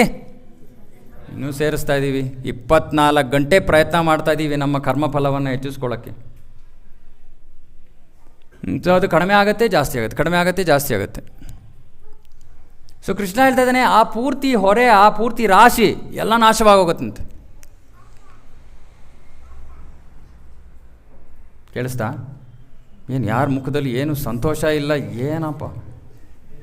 ಕರ್ಮ ಬಂಧನ, ಕರ್ಮ ಫಲ, ಈ ಸುಖ ದುಃಖ ಅನ್ನೋ ಪಾಪ ಪುಣ್ಯಗಳ ರಾಶಿ ನಾಶವಾದರೆ ಮನುಷ್ಯ ಶಾಶ್ವತವಾಗಿ ಸಂತೋಷವಾಗಿರ್ತಾನೆ, ಶಾಶ್ವತವಾಗಿ ಸಂತೋಷವಾಗಿರುವಂಥ ಜಾಗಕ್ಕೆ ಹೋಗ್ತಾನೆ. ಇಲ್ಲ ನಾನು ಇಲ್ಲೇ ಇರ್ತೀನಿ, ಕಷ್ಟಗಳನ್ನು ಅನುಭವಿಸ್ಕೊಂಡಿರ್ತೀನಿ ಅಂದರೆ ನಿಮ್ಮ ಇಷ್ಟ, ನನಗಂತೂ ಇಷ್ಟ ಇಲ್ಲ, ನಿಮ್ಮಿಷ್ಟ. ಸೊ ಹಾಗಾಗಿ ಇಲ್ಲಿ ಬುದ್ಧಿ ಯೋಗ ಅಂದರೆ ಏನು ಅನ್ನೋದನ್ನು ತಿಳ್ಕೊಬೇಕು, ಅದು ಇಲ್ಲಿಯ ವಿಷಯ. ಬುದ್ಧಿ ಯೋಗ ಯಾರಾದರೂ ಕೇಳಿದರೆ ಇದ್ರವರೆಗೂ ಬುದ್ಧಿ ಯೋಗ? ಸಾಮಾನ್ಯವಾಗಿ ನಾವು ಕೇಳಿರಲ್ಲ. ಭಗವದ್ಗೀತೆಗೆ ಬರೋ ತನಕ ನಮಗೆ ಬುದ್ಧಿ ಯೋಗ ಏನು ಅಂತ ಕೇಳಿರಲ್ಲ. ಪ್ರಭುಪಾದರು ಇದಕ್ಕೆ ತುಂಬ ಸುಂದರವಾಗಿ ನಮಗೆ ಅರ್ಥ ಆಗೋ ರೀತಿಯಲ್ಲಿ ಹೇಳ್ತಾ ಇದ್ದಾರೆ. ಇವಾಗ ಕೃಷ್ಣ ಏನು ಹೇಳ್ತಾ ಇದ್ದಾನೆ, ಇದ್ರವರೆಗೂ ನಾನು ನಿನಗೆ ತಾತ್ವಿಕವಾಗಿ ವಿಷಯ ಕೊಟ್ಟಿದ್ದೀನಿ, ನೀನು ಶರೀರ ಅಲ್ಲ, ನೀನು ಆತ್ಮ. ಆದರೆ ಇವಾಗ ಶರೀರ ಇದೆ, ಎಲ್ಲರಿಗೂ ಕೆಲಸ ಮಾಡೋ ಒಲವಿದೆ, ಪ್ರವೃತ್ತಿ ಇದೆ. ಕೃಷ್ಣ ಈ ಶ್ಲೋಕದಲ್ಲಿ ಹೇಳ್ತಾ ಇದ್ದಾನೆ, ಇವಾಗ 39ನೇ ಶ್ಲೋಕದಿಂದ ನೀನು ಯಾವ ರೀತಿ ಕರ್ಮ ಮಾಡಬೇಕು, ಯಾವ ರೀತಿ ಕೆಲಸ ಮಾಡಬೇಕು ಅನ್ನೋ ಜ್ಞಾನವನ್ನು ಕೊಡ್ತೀನಿ. ಯಾಕೆ? ನೀನು ದೇಹ ಅಲ್ಲ, ಆತ್ಮ. ಆತ್ಮವಾಗಿ ನೀನು ಯಾವ ರೀತಿ ಜೀವನ ಮಾಡಬೇಕು ಗೊತ್ತಾಗ್ತಾ ಇದೆಯಲ್ಲ? ಆತ್ಮವಾಗಿ ನಾವು ಯಾವ ರೀತಿ ಜೀವನ ಮಾಡಬೇಕು ಅನ್ನೋದನ್ನು ಕೃಷ್ಣ ಇವಾಗ ನಮಗೆ ಹೇಳ್ಕೊಡ್ತಾನೆ. ಇದು ಎಲ್ಲಕ್ಕಿಂತ ಮುಖ್ಯವಾದ ವಿಷಯ. ಯಾಕಂದರೆ ನಾವೆಲ್ಲರೂ ಕೆಲಸ ಮಾಡ್ತಾನೆ ಇದ್ದೀವಿ, ಪ್ರತಿ ಕ್ಷಣ ಕರ್ಮ ಮಾಡ್ತಾಯಿದ್ದೀವಿ. ಸೊ ಇವಾಗ ಕರ್ಮವನ್ನು ನಾವು 2 ಕಾರಣಗಳಿಗಾಗಿ ಮಾಡ್ಬೋದು. ಮೊದಲ ಕಾರಣ, ಕರ್ಮ ಮಾಡೋದಕ್ಕೆ ಕಾರಣ ಏನು? ಇವತ್ತು ನಾವು ಬೆಳಗಿಂದ ಸಂಜೆ ತನಕ ಕಷ್ಟಪಡ್ತಾ ಇದ್ದೀವಿ. ಯಾತಕ್ಕೋಸ್ಕರ ಕಷ್ಟಪಡ್ತಾ ಇದ್ದೀವಿ? ಒಬ್ರೊಬ್ರಾಗಿ ಹೇಳಿ. ಹೊಸಬ್ರು ಫಸ್ಟ್ ಲೈನ್ ಎಲ್ಲ ಸುಮ್ಮನೆ ಇರಬೇಕು. ಇವಾಗ ನೆಕ್ಸ್ಟ್ ಲೈನ್ ಬೇಡ, ಅದ್ರ ನೆಕ್ಸ್ಟ್ ಲೈನ್. ಈ ಕಡೆ ಯಾರು ಬಂದ್ರಾ? ಏನು ಸಂತೋಷ ನೋಡಿ ಪ್ರಭುಗಳಿಗೆ. ಫ್ಯಾಮಿಲಿ ಅಂದ ತಕ್ಷಣ ನಗು, ಎಷ್ಟು ಸಂತೋಷ. 100 ವಾಟ್ ಬಲ್ಬ್ ಥರ ಹೊಳಿತಾ ಇದ್ದಾರೆ ಪ್ರಭುಗಳು. ಫ್ಯಾಮಿಲಿಗೋಸ್ಕರ ಏನು ಮಾಡ್ತೀವಿ? ಕಾಡಕ್ಕೆ ಕರ್ಕೊಂಡು ಹೋಗ್ತೀವ ಫ್ಯಾಮಿಲಿನ? ಉದರ ಇರಿ ಒಂದು ನಿಮಿಷ, ಏನೋ ಸಂಸ್ಕೃತ ಹೇಳಿದ್ರು, ಹೇಳಿ ಇಲ್ಲ ಅದೇ ಹೇಳಿ, ನನಗೆ ಅದೇ ಕೇಳಬೇಕು. ನೀವೇನು ಹೇಳಿದ್ರು? ಉದರ ನಿಮಿತ್ತಂ ಬಹುಕೃತ ವೇಷಂ ಅಂದರೆ ಏನರ್ಥ? ಬೇರೆ ಬೇರೆ ವೇಷಗಳು ಹಾಕೋತಾ ಇದ್ದೀವಿ. ಈ ವೇಷಗಳು ಅಂದರೆ ಏನರ್ಥ? ಮುಖವಾಡ. ಇನ್ನೊಂದು ಸ್ವಲ್ಪ ಬಿಡಿಸಿ. ಬೇರೆ ಬೇರೆ ಪಾತ್ರಗಳನ್ನು ನಾವು ವಹಿಸ್ತಾ ಇದ್ದೀವಿ. ಕಾರಣ ಉದರಕ್ಕೋಸ್ಕರನಾ? ಏನಂಗಂದ್ರೆ ಅರ್ಥ? ಹೊಟ್ಟೆಗೋಸ್ಕರ ಏನು ಬೇಕು? ಎಷ್ಟಪ್ಪ ಬೇಕು ಆಹಾರ? ಒಂದು ನಿಮಿಷ ಇರಿ, ಒಂದು ನಿಮಿಷ ಕೇಳೋಣ. ಇವಾಗ ಎಷ್ಟಪ್ಪ ಬೇಕು ಆಹಾರ? 3 ಹೊತ್ತು ಊಟ ಸಾಕಾ? ಯಾರಿಗಪ್ಪ 3 ಹೊತ್ತು ಊಟ ಸಾಕು? ಕೈ ಎತ್ತಿ.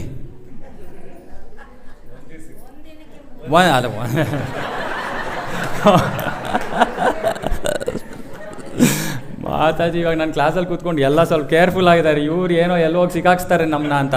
ಇಲ್ಲಪ್ಪ, ಒಂದೇ ದಿನಕ್ಕೆ 3 ಸತಿ ಯಾರಕ್ಕೆ ಸಾಕು ಅಂದರೆ 3 ಸತಿ ಸಿಗೋದು, 3 ಸತಿಗಿಂತ ಜಾಸ್ತಿ ಸಿಗಲ್ಲ. ಇವಾಗ 30 ಸತಿ ಇದೆ, ಅದನ್ನು ಸುಮ್ಮನೆ 3 ಸತಿ ಮಾಡಬೇಕಷ್ಟೇ.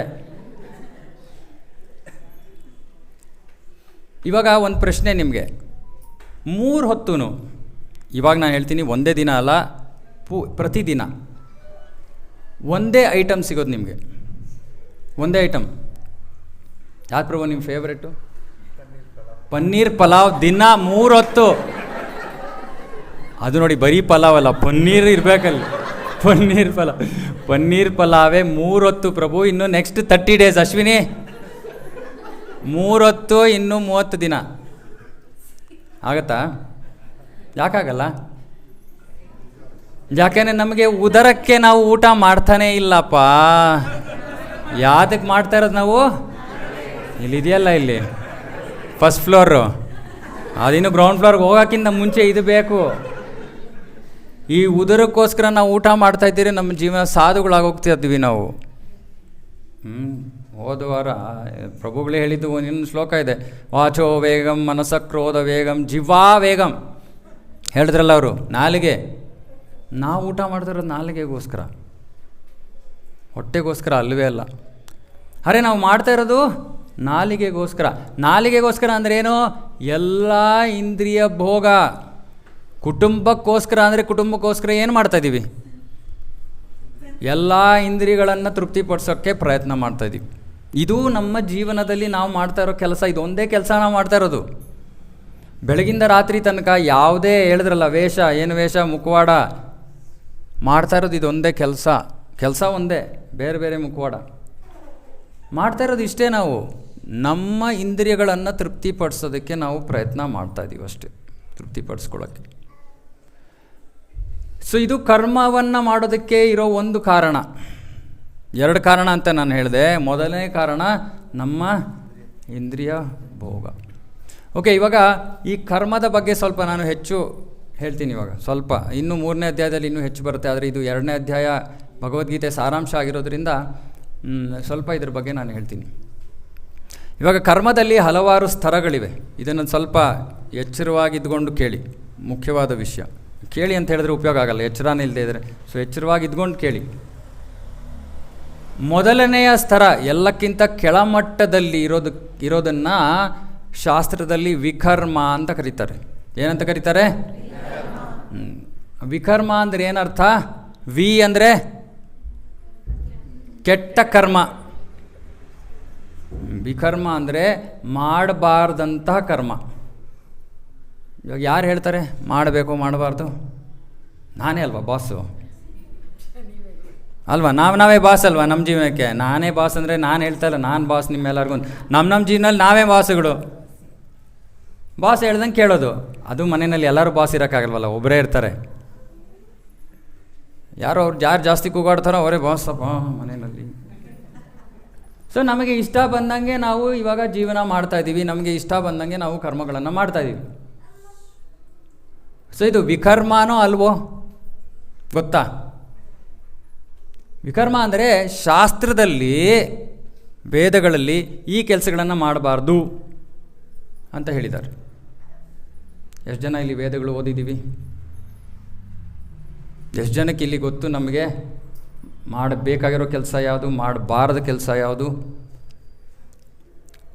ಗೊತ್ತಿಲ್ಲ. ಯಾರು ಕೆಲಸ ಮಾಡ್ತಾ ಇದ್ದೀವಿ.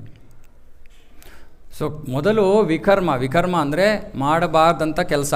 ಈ ಮಾಡಬಾರ್ದಂಥ ಕೆಲಸವನ್ನು ನಾವು ಈ ಬೇರೆ ಭಾಷೆಯಲ್ಲಿ ಪಾಪ ಅಂತ ಹೇಳ್ತೀವಿ. ಪಾಪ. ಇದ್ರ ಬಗ್ಗೆ ಕೃಷ್ಣ ಇನ್ನೂ ಸಾಕಷ್ಟು ವಿಷಯವನ್ನು ಹೇಳ್ತಾನೆ 3ನೇ ಅಧ್ಯಾಯದಲ್ಲಿ, 3:5 ಮಾಡಬಾರ್ದಂಥ ಕೆಲಸ. ಅದಾದಮೇಲೆ ಇದಾದಮೇಲೆ ಅಂದರೆ ಇದರಿಂದ ಪಾಪ, ಕಷ್ಟ, ದುಃಖ ಬರುತ್ತೆ. ಇದಾದ ಮೇಲೆ ಇದರ ಮೇಲೆ ಇದಕ್ಕಿಂತ ಉತ್ತಮವಾದದ್ದು ಯಾವುದು? ಕರ್ಮ, ಸತ್ಕರ್ಮ ಅಥವಾ ಕರ್ಮ. ಅಂದರೆ ನೀವು ಯಾವ ಕರ್ಮವನ್ನು ಮಾಡಬೇಕು ಅಂತ ವೇದಗಳು ಶಿಫಾರಸು ಮಾಡಿವೋ ಅವು ಕರ್ಮವನ್ನು ಮಾಡೋದ್ರಿಂದ ಏನು ಸಿಗುತ್ತೆ? ಪುಣ್ಯ, ಸುಖ ಸಿಗುತ್ತೆ. ಇವಾಗ ಪ್ರಶ್ನೆ, ಯಾವುದರ ಆಧಾರದ ಮೇಲೆ ನಾವು ಇವಾಗ ನಿರ್ಧಾರ ಮಾಡೋಣ? ಯಾವುದು ಸರಿ ಯಾವುದು ತಪ್ಪು ಅಂತ ನಾವು ನಿರ್ಧಾರ ಮಾಡೋಕ್ಕೆ ಯಾವ ಆಧಾರ? ಮನಸ್ಸಾಕ್ಷಿ. ಕಳ್ಳನಿಗೆ ಮನಸ್ಸಾಕ್ಷಿ ಏನು ಹೇಳುತ್ತೆ? ಕಳ್ತನ ಮಾಡುವಂತ ಇದೆ. ನೋಡಿ, ಒಂದು ತಿಳ್ಕೊಂಬಿಡಿ, ಮನಸ್ಸಿನ ಮೇಲೆ ತುಂಬ ಭರವಸೆಯನ್ನು ಇಡಬೇಡಿ. ಈ ಮನಸ್ಸಾಕ್ಷಿ ಅಂದರೆ ಎಲ್ಲಿಂದ ಬರ್ತದೆ? ಮನಸ್ಸಿಂದ ಬರ್ತಾ ಇರೋದು, ಅದಕ್ಕೆ ಅದು ಮನಸ್ಸಾಕ್ಷಿ ಅಂತ ಹೇಳ್ತಾ ಇರೋದು. ಭಗವದ್ಗೀತೆಯಲ್ಲಿ ಕೃಷ್ಣ ಹೇಳ್ತಾನೆ, ಮನಸ್ಸು ನಿಮ್ಮ ಎಲ್ಲಕ್ಕಿಂತ ದೊಡ್ಡ ವೈರಿ. ಮನಸ್ಸಿನ ಮೇಲೆ ಯಾರನ್ನ ನಂಬುದ್ರೂ ಪರವಾಗಿಲ್ಲ, ಮನಸ್ಸನ್ನು ನಂಬೇಡಿ. ಅಯ್ಯಯ್ಯಪ್ಪ, ಪ್ರಸಾದ ಕೊಡಿಯಪ್ಪ ನನಗೆ. ಮಾತಾಜಿ ಏನು ಹೇಳಿದ್ರಿ ಮಾತಾಜಿ? ಆತ್ಮಸಾಕ್ಷಿ. ಓಕೆ, ಆತ್ಮ ಎಲ್ಲಿದೆಯಪ್ಪ? ಆತ್ಮ ಎಲ್ಲಿದೆ? ಅದು ಅದರ ಸಾಕ್ಷಿ ಅಥವಾ ಅದರ ಉಪಸ್ಥಿತಿಯನ್ನು ನಾವು ಕಂಡುಕೊಂಡಿದ್ದೀವ ಆತ್ಮಸಾಕ್ಷಿ ಅಂತ ಹೇಳೋದಕ್ಕೆ? ನೋಡಿ, ಈ ಪದಗಳೆಲ್ಲ ಬಹಳ ಸರಳವಾಗಿ ನಾವು ಉಪಯೋಗಿಸ್ಬಿಡ್ಬೋದು, ಆದರೆ ಬಹಳ ಆಳವಾದ ಅರ್ಥ ಇದೆ. ಆತ್ಮಸಾಕ್ಷಿಗೆ ಆತ್ಮ ತನ್ನ ಉಪಸ್ಥಿತಿಯನ್ನು ಪ್ರಕಟ ಮಾಡಬೇಕು. ಇವಾಗ ಆತ್ಮ ನಿದ್ದೆ ಮಾಡ್ತಾ ಇದೆ, ಬಂಧನದಲ್ಲಿದೆ. ಇವತ್ತು ನಿಜವಾಗ್ಲೂ ನಮ್ಮ ಆತ್ಮ ಯಾವ ಸಾಕ್ಷಿಯನ್ನು ಕೊಡೋ ಸ್ಥಿತಿಯಲ್ಲಿಲ್ಲ. ಯಾವಾಗ ನಾವು ಪರಿಶುದ್ಧರಾಗ್ತೀವೋ ಆಗ ಮಾತ್ರ ಆತ್ಮ ಸ್ವಲ್ಪ ಜಾಗೃತವಾಗಿದೆ ಅಂತ ಅರ್ಥ. ಸ್ವಲ್ಪ, ಪೂರ್ತಿ ಅಲ್ಲ. ಇವಾಗ ಆತ್ಮಸಾಕ್ಷಿ ಅಥವಾ ಇವಾಗ ಆತ್ಮಸಾಕ್ಷಿ ಅನ್ನೋದು ಇನ್ನು ತುಂಬ ಕಷ್ಟದ ವಿಷಯ. ಇವಾಗೇನು ಹೇಳಿದ್ರಿ? ಮನಸ್ಸಾಕ್ಷಿ. ಒಬ್ಬರೊಬ್ಬರು ಮನಸ್ಸು ಒಂದೊಂದು ರೀತಿ ಹೇಳ್ತಾ ಇದೆ. ಕಳ್ಳನ ಮನಸ್ಸು ಹೇಳ್ತಾ ಇದೆ ಕಳ್ಳತನ ಮಾಡುವಂತ. ಪೊಲೀಸ್ ಮನಸ್ಸು ಏನು ಹೇಳ್ತಾ ಇದೆ? ಅವ್ನು ಹಿಡ್ಕೊಂಡು ಬಾರಿಸು ಅಂತ. ಸೊ ಇವಾಗ ನಾವು ಅರ್ಥ ಮಾಡ್ಕೋಬೇಕು, ಇವಾಗ ಜೀವನದಲ್ಲಿ ಮನುಷ್ಯರ ನಡುವೆ ಯಾಕೆ ಕಿತ್ತಾಟ, ಮನಸ್ತಾಪ, ಅದರಲ್ಲೂ ಮನಸ್ಸು ಬಂದಿದೆ. ಯಾಕೆ? ಕಾರಣ ಏನು? ಯಾಕೆ ಜನ ಕಿತ್ತಾಡ್ತಾರೆ? ಯಾಕೆ ನಾವು ಕಿತ್ತಾಡ್ತೀವಿ? ಜನ ಏನು? ನಾವು ಜನನೇ. ಒಬ್ರು ಹೇಳೋದನ್ನ ಇನ್ನೊಬ್ರು ಒಪ್ಕೊಳ್ಳಲ್ಲ. ಅಲ್ಲ, ನಾನು ಎಡಗಡೆ ಹೋಗಬೇಕು, ಇನ್ನೊಬ್ರು ಬಲಗಡೆ ಹೋಗಬೇಕು ಅಷ್ಟೇ. ನನ್ನ ಪ್ರಕಾರ ಎಡಗಡೆ ಹೋಗೋದೇ ಸರಿ, ಇನ್ನೊಬ್ರು ಪ್ರಕಾರ ಬಲಗಡೆ ಹೋಗೋದೇ ಸರಿ. ಸೊ ಇವಾಗ ಸರಿ ತಪ್ಪು ಅನ್ನೋದನ್ನು ಹೇಗೆ ನಿರ್ಧಾರ ಮಾಡೋಣ? ನನ್ನ ಪ್ರಶ್ನೆ ಇದು. ಜೀವನದಲ್ಲಿ ಯಾವುದು ಸರಿ ಯಾವುದು ತಪ್ಪು ಅನ್ನೋದನ್ನು ಹೇಗೆ ನಿರ್ಧಾರ ಮಾಡೋದು? ಯಾವುದನ್ನು ನಾನು ಮಾಡಬೇಕು ಯಾವುದನ್ನು ಮಾಡಬಾರ್ದು ಅಂತ ಹೇಗೆ ನಿರ್ಧಾರ ಮಾಡೋದು? ಬನ್ನಿ ಪರವಾಗಿಲ್ಲ, ಈ ಕಡೆಯಿಂದನೇ ಹೋಗ್ಬೋದು, ಬೇಕಾದ್ರೆ ಈ ಕಡೆಯಿಂದ. ಹೇಗೆ ನಿರ್ಧಾರ ಮಾಡೋಣ? ವೇದಗಳನ್ನು. ಓಕೆ, ಸೊ ಇದಕ್ಕೆ ಶಾಸ್ತ್ರದಲ್ಲಿ ಒಂದು ಬಹಳ ಮುಖ್ಯವಾದ ಸಾಮಾಜಿಕ ವ್ಯವಸ್ಥೆ ಅಂತ ಹೇಳ್ತಾರೆ. ಇದಕ್ಕೆ ಸಾಮಾಜಿಕ ವ್ಯವಸ್ಥೆ ಅಂದರೆ ಸೋಷಿಯಲ್ ಸ್ಟ್ರಕ್ಚರ್.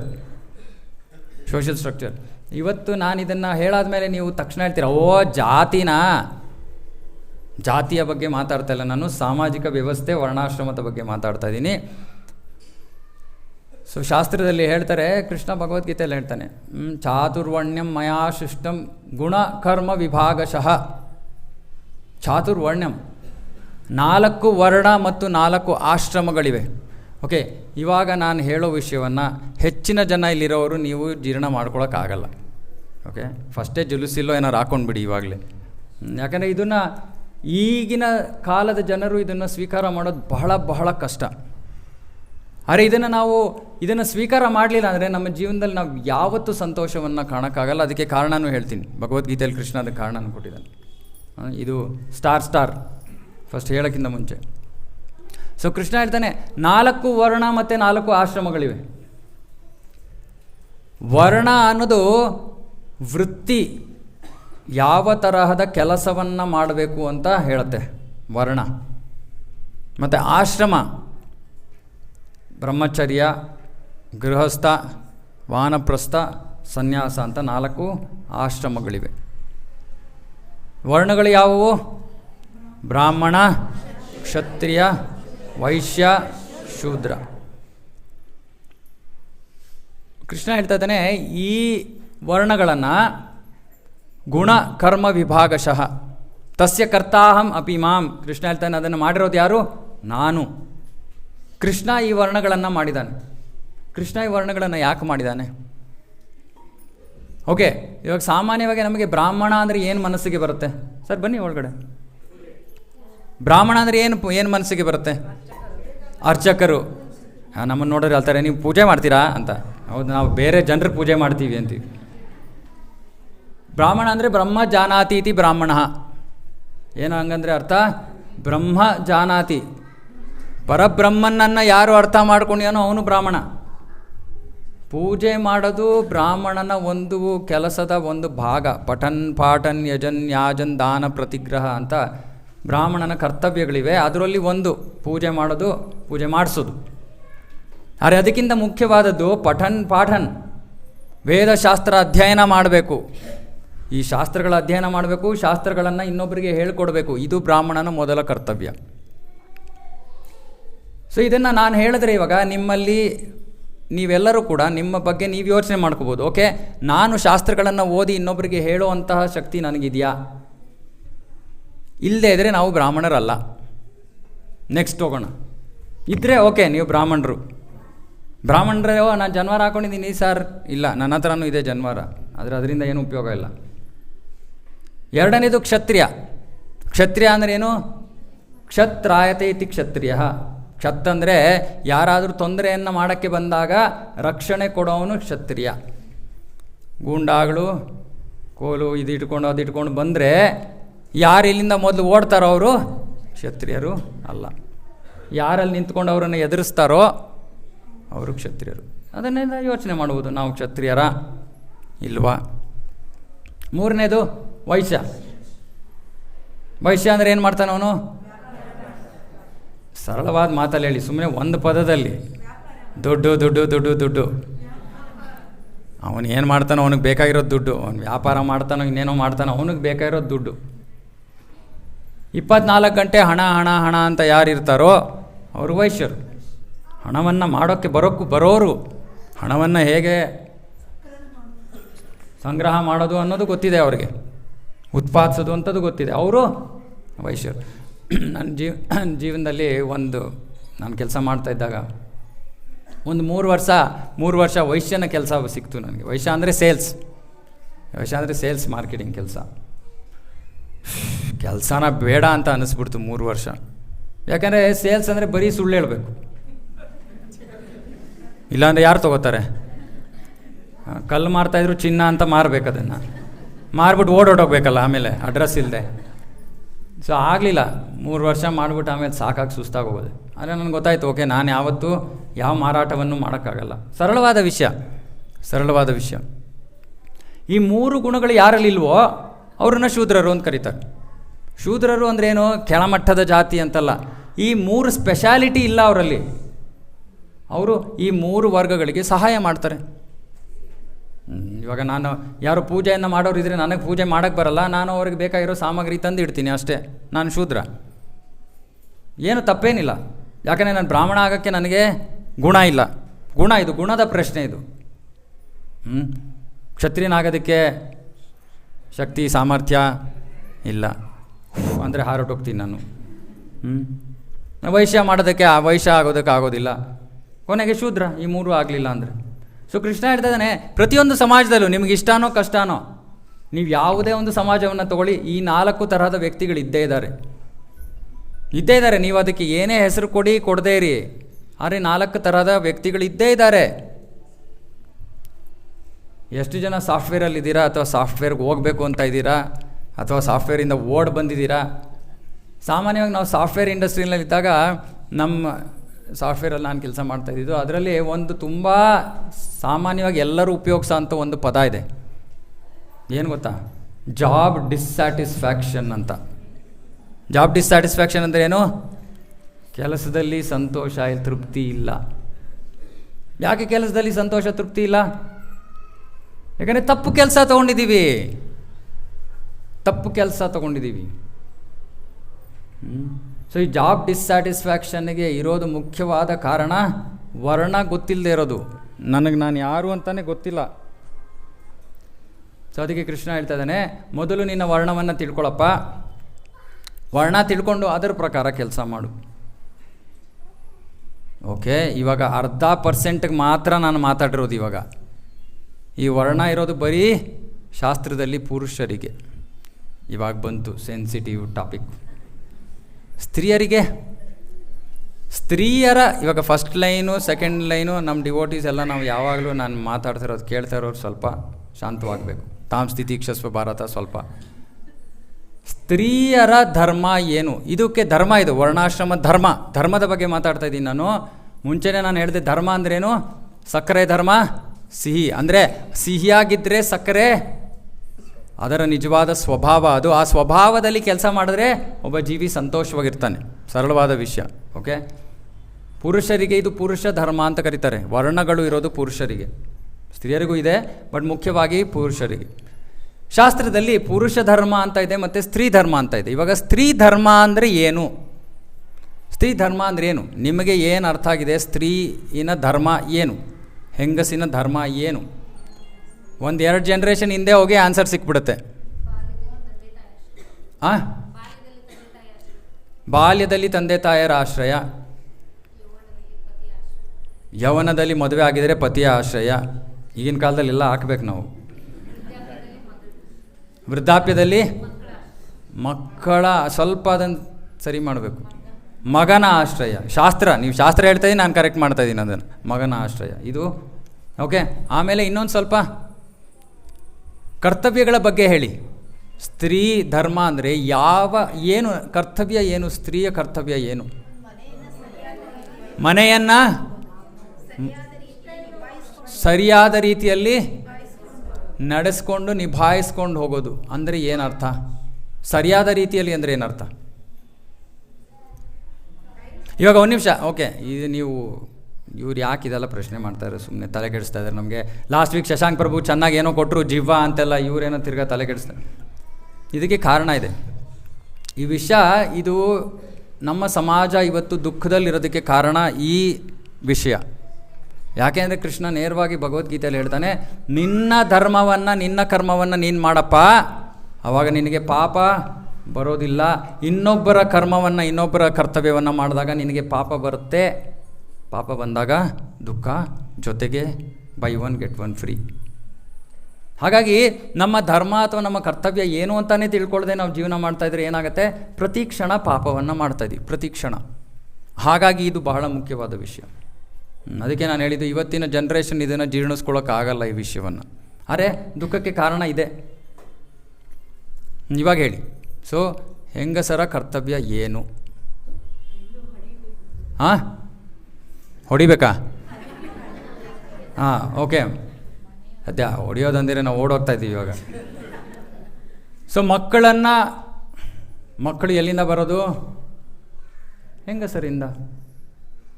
ಇವತ್ತು ನಾವು ಸಮಾಜದಲ್ಲಿ ಪುರುಷ ಮತ್ತು ಸ್ತ್ರೀಯರಿಗೆ ಸಮಾನ ಹಕ್ಕು ಬೇಕು ಅಂತ ಹೋರಾಡ್ತಾ ಇದ್ದೀವಿ ಜನರು. ಎಲ್ಲಿಂದ ಸಮಾನ ಹಕ್ಕು ಪಡೆದಿದ್ದೀವಪ್ಪ? ಮಕ್ಕಳನ್ನು ಹುಟ್ಟಿಸೋದು ಸಮಾನವಾಗಕ್ಕೆ ಸಾಧ್ಯವೇ ಇಲ್ಲ. ಮಕ್ಕಳನ್ನು ನೋಡ್ಕೊಳ್ಳೋದು ಸಮಾನವಾಗಕ್ಕೆ ಸಾಧ್ಯವೇ ಇಲ್ಲ. ಭಗವಂತ ನಮ್ಮ ಯಂತ್ರವನ್ನು ನಾವು ಯಾವ ಥರ ಶರೀರ ಪಡ್ಕೊಂಡಿದ್ದೀವೋ ಅದು ಒಂದು ಯಂತ್ರ. ಅದು ಯಂತ್ರವನ್ನು ಒಂದು ರೀತಿಯಲ್ಲಿ ಅವನು ನಿರ್ಮಿಸಿದ್ದಾನೆ. ಅದಕ್ಕೆ ಕಾರಣ ಇದೆ. ಆ ಒಂದು ನಿರ್ಮಿಸಿರೋ ಶರೀರದ ಅದು ಏನು, ಯಾವ ಕೆಲಸಕ್ಕೋಸ್ಕರ ಅದನ್ನು ಉಪಯೋಗಿಸ್ಬೇಕೋ ಅದನ್ನು ಬಿಟ್ಟು ನಾವು ಬೇರೆ ಕೆಲಸಕ್ಕೆ ಉಪಯೋಗಿಸ್ತಾ ಇದ್ದೀವಿ ಇವತ್ತು. ಓಕೆ, ಮಕ್ಕಳನ್ನು ಹುಟ್ಟಿಸೋದು, ಆಮೇಲೆ ಅವರಿಗೆ ಬುದ್ಧಿ. ಓಕೆ, ಅರ್ಥ ಆಗುತ್ತೆ. ವಿದ್ಯೆ ಅಂದರೆ ಏನರ್ಥ? ಸಂಸ್ಕಾರ. ಓಕೆ, ಇನ್ನೂ ಒಳ್ಳೆಯ ಪದ. ವಿದ್ಯೆ ಅಂದರೆ ಏನರ್ಥ? ಇವಾಗ ವಿದ್ಯೆ ಬಗ್ಗೆ ಸ್ವಲ್ಪ ಮಾತಾಡೋಣ.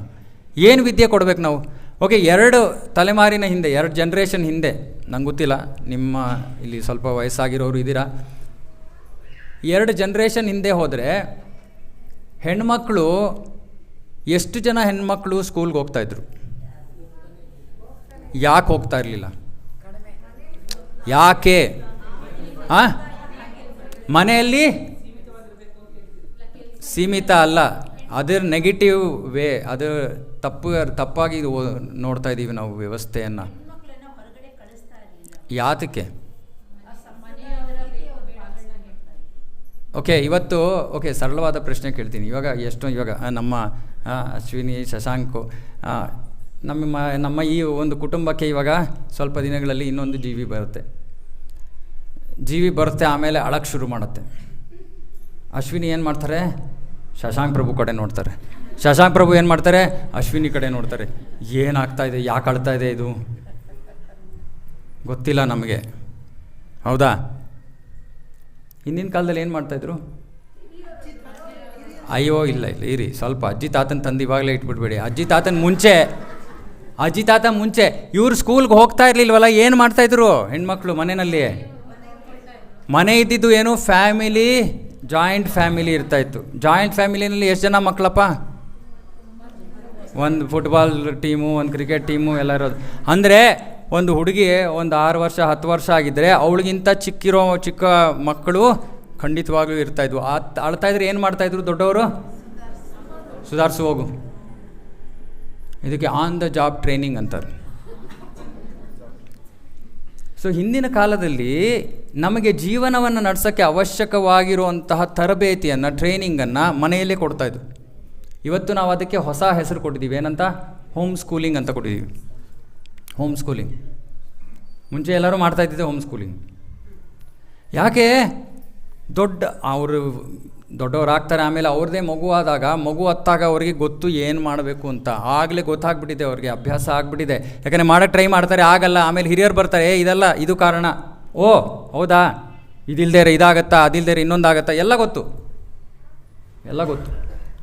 ಹಿಂದಿನ ಕಾಲದಲ್ಲಿ ವರ್ಣಗಳು ಅಷ್ಟೇ. ಇವಾಗ ಒಬ್ಬ ಕಾರ್ಪೆಂಟರ್ ಇರ್ತಾನೆ, ಕಾರ್ಪೆಂಟರ್ ಮಗ ಏನು ಮಾಡ್ತಾಯಿದ್ದ? ಇವಾಗ ಏನು ಮಾಡ್ತಾರೆ? ಸ್ಕೂಲು ಕಾಲೇಜ್ಗೆ ಹೋಗ್ತಾರೆ. ಆ ಕಾರ್ಪೆಂಟರ್ ಮಾಡೋವನಿಗೆ ಎಷ್ಟು ಬುದ್ಧಿ ಇರಬೇಕು ಕಾರ್ಪೆಂಟ್ರಿಯಲ್ಲಿ, ಮತ್ತು ಕೆಲ್ಸಕ್ಕೆ ಬಾರ್ದೈದು ABCD ಸೈನ್ಸ್ ಮಗ್ ಮಾಡು, ಇದು ಮಾಡು, ಅದು ಮಾಡು, ಅವನಿಗೆ ಎಷ್ಟು ಬುದ್ಧಿ ಇರುತ್ತೆ? ಅವನ ಕೊನೆಗೆ ಎಷ್ಟು % ತೊಗೊಳ್ತಾನೆ ಕಾಲೇಜಲ್ಲಿ? 60%. ಏನು ಕೆಲಸ ಸಿಗುತ್ತೆ ಅವನಿಗೆ? ಎಷ್ಟು ಜೀವನ ವ್ಯರ್ಥ ಮಾಡ್ದ? ಹಿಂದಿನ ಕಾಲದಲ್ಲಿ ಏನು ಮಾಡ್ತಾಯಿದ್ರು? ಆ ತಂದೆ ಅವನ ಮಗನ ಜೊತೆ ಕರ್ಕೊಂಡು ಹೋಗ್ಬಿಡ್ತಾಯಿದ್ದ ಕೆಲಸಕ್ಕೆ. ಬಾಪ ಇತ್ತೆ ಕೊಡು, ಅತ್ತೆ ಕೊಡು, ಇಲ್ಲಿ ಸ್ವಲ್ಪ ಹೊಡಿ, ಅಲ್ಲಿ ಸ್ವಲ್ಪ ಹೊಡಿ. ಅವನು 10-12 ವರ್ಷಕ್ಕೆ ಅವನು ಸಚಿನ್ ತೆಂಡೂಲ್ಕರ್ ಆಗೋಗ್ಬಿಡ್ತಾ ಇದ್ದ.